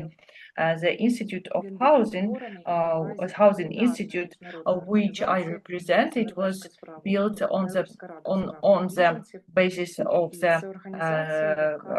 Norwegian Council for Refugees, and this organization has been working for years with people who lost their housing as a result of war or some crisis. And our work is like some logic. Way to continue. We are building the new housing policy for Ukraine, and every time when we are talking about some particular stories, we see that a house is not only an entity of infrastructure, it's about the vulnerability issue, it's about the elderly, it's about the low mobility groups, it's about children, about women. Today, the women carry the hardest burden in these circumstances of war. They are left without house, they are left without their partners, which are mostly at war, and they have to move around with their children. And we are saying that mostly women and children are displaced. And the biggest challenge for Ukraine is that we don't have sufficient amount of affordable housing. Housing for people who cannot buy their own apartment or rent apartment. So we don't have the mechanism for affordable and accessible housing. The state programs are there, but they are so not numerous that they don't cover even 1% of the real needs of people. And how this affects women, the young mothers which are caring about their children, they cannot work full time. The older women, they face discrimination at the labor market. Their pension fees are hardly covering the essentials. And if here we also talk about the necessity to pay for the apartment, we see that this is the emergency to find the way to provide accessible housing for women. And I want to share one case with you that happened last week, and I was in Vienna at the School of the Affordable Housing, and we were visiting the housing cooperatives in Austria. And during one visit, one retired man raised an issue. He is an Austrian, and he asked why there are 77% of women and only why there are 77% of women living there, and there are only 3 men living in their cooperative. So the first version was because women live longer than men, and that cooperative is for people mostly 50 plus. The next option was because men leave the families when they get older and they go to the other women, sometimes younger. So that's the reality in many countries, is that when women get older, they are left alone and they need accessible and affordable housing more often. Ukraine needs mechanisms how to create economically attractive options, and we can see that in Vienna, this system of the social housing is one of the most successful in the world. And we also visited Germany, Estonia, different countries, and they have such kind of mechanisms. And for today, our government is working with designing such mechanisms, and the framework is being developed, the framework on housing policy, and they are working on the draft law on social housing.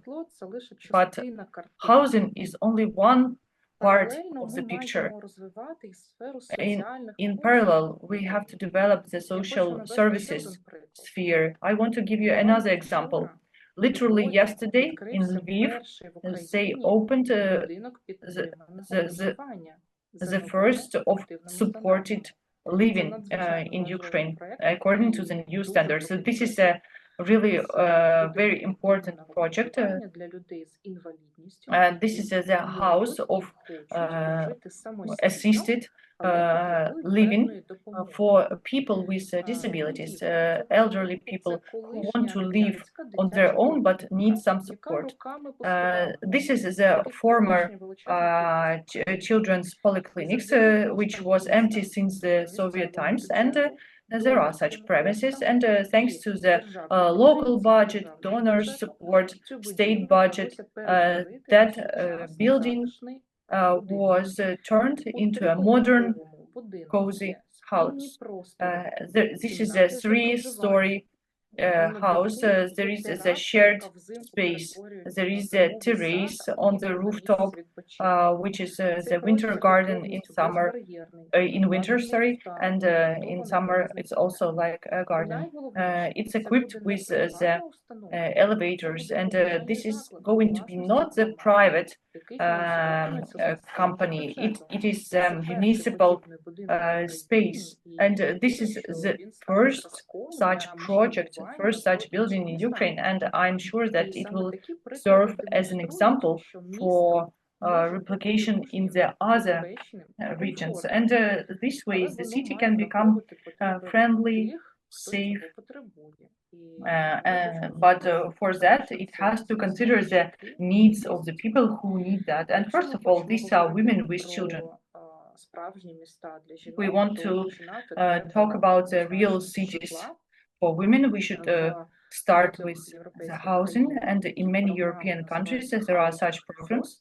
They are called housing first, so it means that housing is a priority, and after that there come social services, education, and everything else. And housing is not only a roof over your head, it's the security, it's the opportunity to live with dignity and to build your future.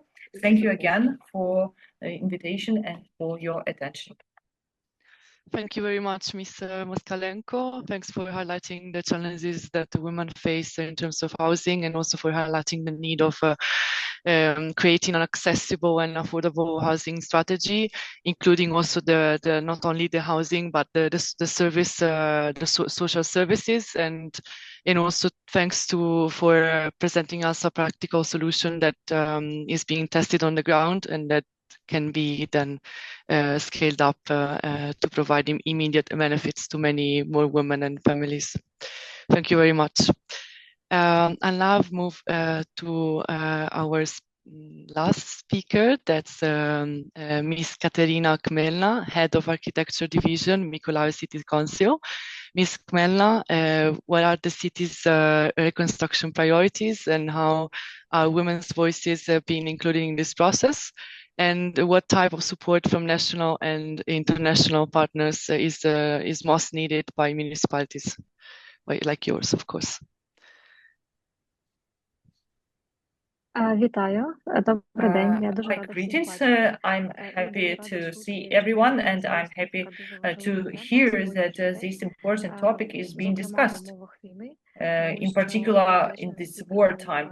And I'm thankful to Mrs. Bondar and Chernetska, because they were bringing that important case for every Ukrainian city, and this is an important topic for the women in particular. The fact that the cities face a situation when many women and men are at the front, and women have this important role to be responsible about their families, about the close people, like the home front. And when we talk about the rebuilding, first of all, we are focused at meeting the primary needs, satisfying the primary needs of the Ukrainian families. If we talk about the public sector, here we are talking about schools and kindergartens, because now women are taking care about children, and the issue of rebuilding schools is very urgent, because schools are damaged, and these are different categories of damaging. First category, second category. Sometimes these are broken windows in that building. Sometimes a part of the school is destroyed. And there are projects about schools, but we face this problem also in the housing sector, that since we have a lot of Soviet fabric, which was built according to the old principles, now it doesn't reflect the modern standards, especially if we talk about gender equality and inclusiveness. When we talk about inclusiveness, we have to understand that ramps are not only for low mobility groups, for people with disabilities. It's also for the women with strollers, but it is also for any woman who is carrying heavy bags after shopping. And we understand that we have to give maximum assistance to the women, and we should make their moving around easier. So this is some fundamental problem that we face, and we really have to think if we are going to build back, how to make it better, if we are going to make renovation, which way, how to make the housing more energy efficient. Of course, these are rather the constructive issues, and this is the issue of the construction norms. We have the separate gender aspect when we talk about some certain premises or spaces in the public houses, in the living houses. There should be some dedicated spaces, but it looks like this topic is underdeveloped, and it doesn't satisfy all the needs fully. Then another important direction is rebuilding the engineering infrastructure. And as you know, in Mykolaiv, there was destroyed the water pipeline, and there was no water access at all for some time. And this is also one of the primary need for people. And this is a separate direction. How the women's needs are considered when we are talking about any activities. These can be public hearings. This can be some tenders, some contests, competitions. Also, we conduct workshops when we bring them in public, and we want community. And we saw this when the students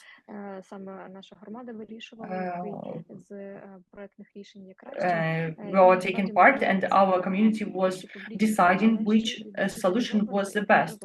And it has to be also digital and transparent. So if we also make some questionnaires, we take this into consideration, and we are asking people, why is that important, and what was specific about that person, like what was maybe a work, occupation, or type of activities.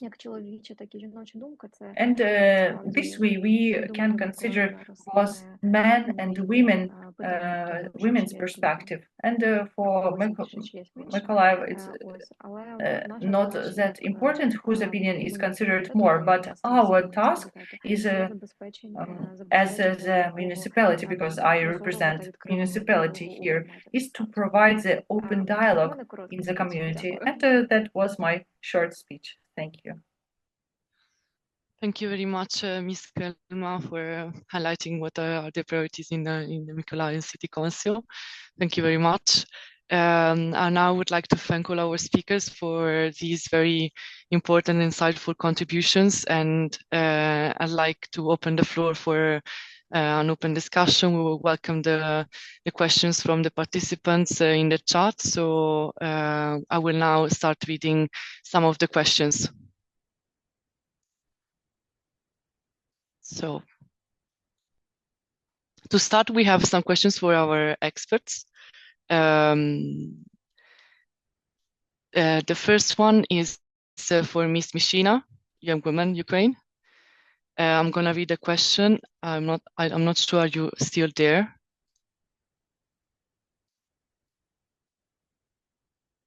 No.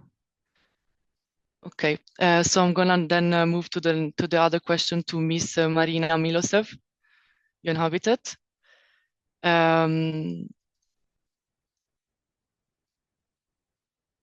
Okay, so is this, it is interesting that a pay gap is said to be 41.4%, and there are no official data stating the gap, there are official data stating the gap is 18.6%.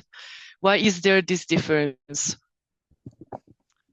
Oh, you got me there, but so those are the data taken from UN Women latest, or maybe not the latest report, but one of the latest reports. And I think I would need to check, can't get to the presentation now, but it effectively is just the disparity between, rather than the kind of like a real number of unemployment. So yeah, I think it's just the way the data is presented might be a little bit misleading. I mean, not misleading, it just means a different thing. Thank you very much. The next question from the chat is addressed to Ms. Bandar. Should the age factor be included in the gender assessment? That's the question, Ms. Bandar.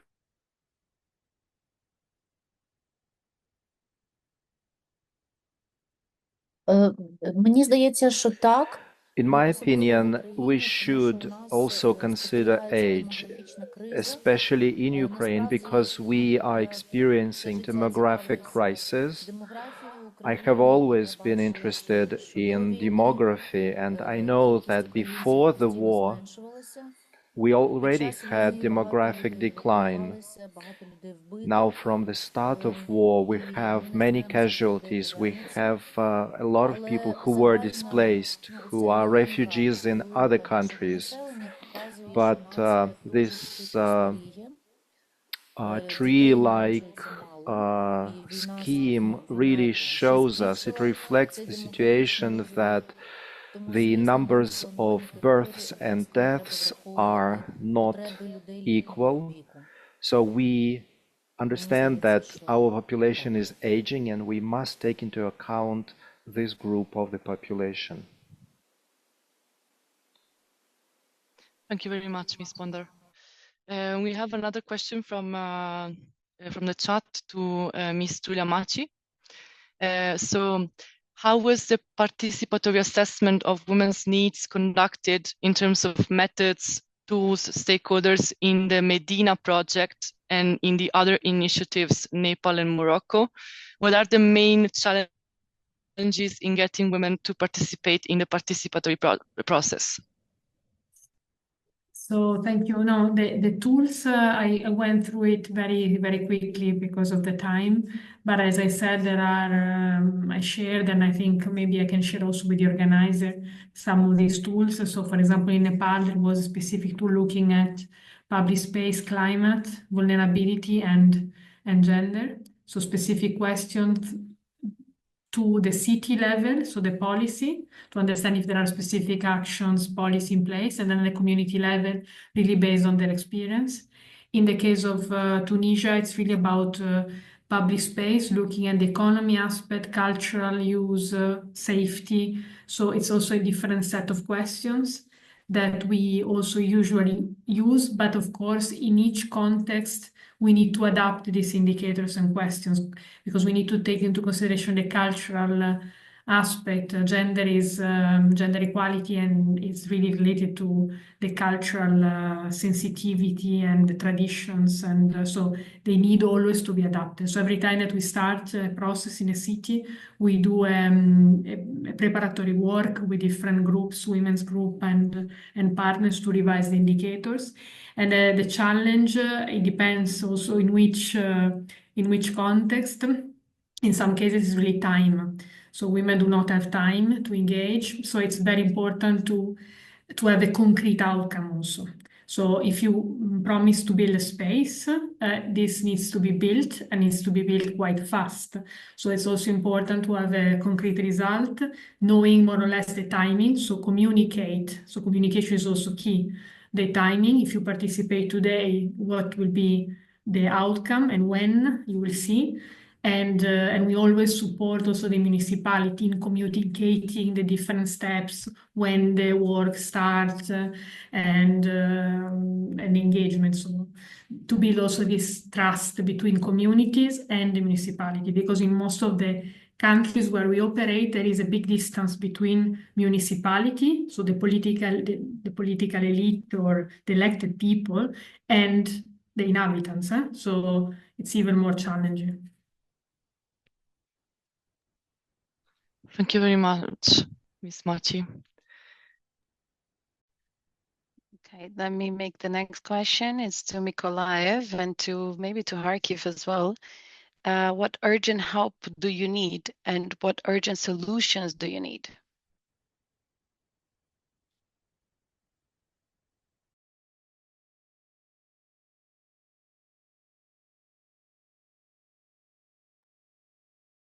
Дозвольте, я почну з Миколаєва. If I may, I will speak for Mykolaiv. I spoke about renovation of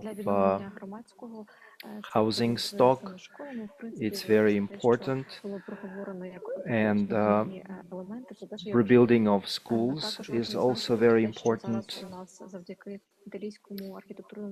Thanks to the Italian agency UNECE, we have developed a new master plan with some pilot projects, for example, reconstruction of the shipbuilding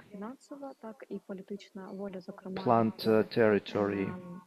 But there needs to be political will and consistency in effecting these changes. For example, the shipbuilding plant is owned by the state, so these are complicated decisions that must be solved on a number of levels.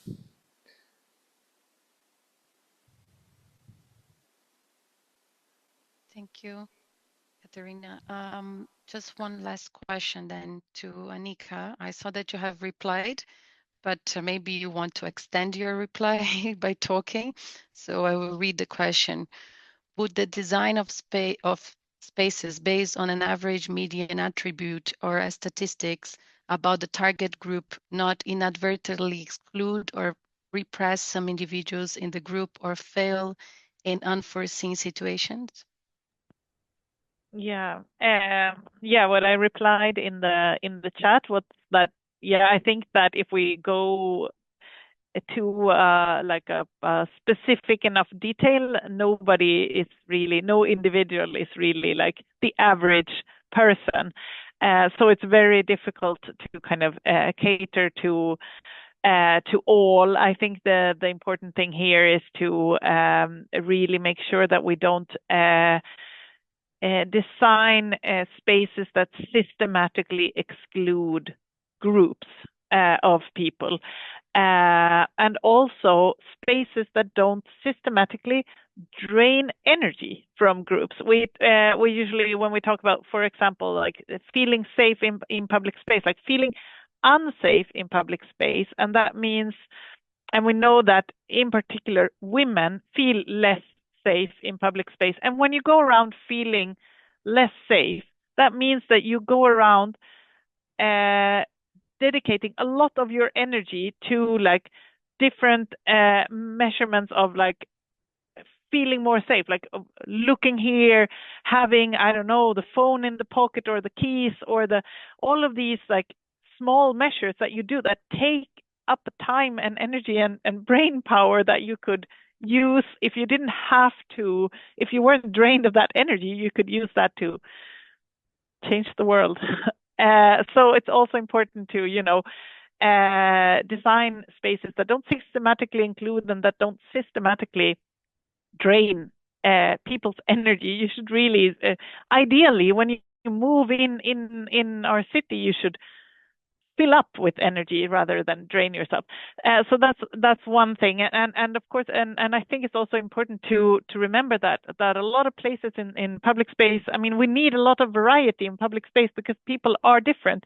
But what we really should strive for is that everybody should have at least one favorite place. And that's not the same place for everyone, but at least everyone should have at least one favorite place in public space that they feel that it's for them. And then just another point that I mentioned in the answer is also the issue of like non-optional spaces. Those are particularly important to work with, like the spaces that you have to be at in order to, for example, take the bus to work. You have to be at the bus stop. You can't choose to like be 1 block away because the bus stop feels really like badly lit and unsafe, and it feels safer to be 1 block away. Then you can't take the bus. So those spaces, those like non-optional spaces that people are really like, in order to make their everyday lives work, they have to be there. They have to pass by. Those are particularly important to pay attention to. So, yeah, so that's basically also what I wrote in the comments, in the answer.